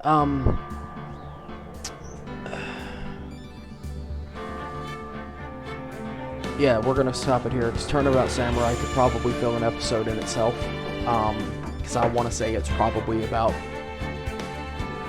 least 3 or 4 hours worth of content. And I might stream it later today. I just want to go get something to eat and finish getting woke up and everything. But man, what a rush of nostalgia. It's been a little while since I've touched these games. I actually own all of the games on my 3DS digitally. Spirit of Justice, Dual Destinies, Follow Right, Ace Attorney, all those. I have all of them. Love these games to death. One of my favorite franchises. Ace Attorney is a brilliant franchise. I recommend everyone play it. I really do. I love it. I can't tell you how much I love it. Anyways, I'm going to cut it there for now. Like I said, I may or may not stream some more after I go and get some lunch in me and everything. We'll just see. We'll see how I feel. I might do like a one-off type of stream for a game, because I got 4 games yesterday. I got Blood, Quake, Vomitorium, and Dusk. And Vomitorium looks kind of interesting to me. It looks kind. It's a Doom clone that's inspired by the paintings of that Polish guy. I can't remember his name, but whatever. We'll see. We'll see what the day holds. But either later today, potentially later today, we'll either continue some Ace Attorney, or we will do like a one-off stream on something. Anyways, I'm gonna hop it for now. See you guys later.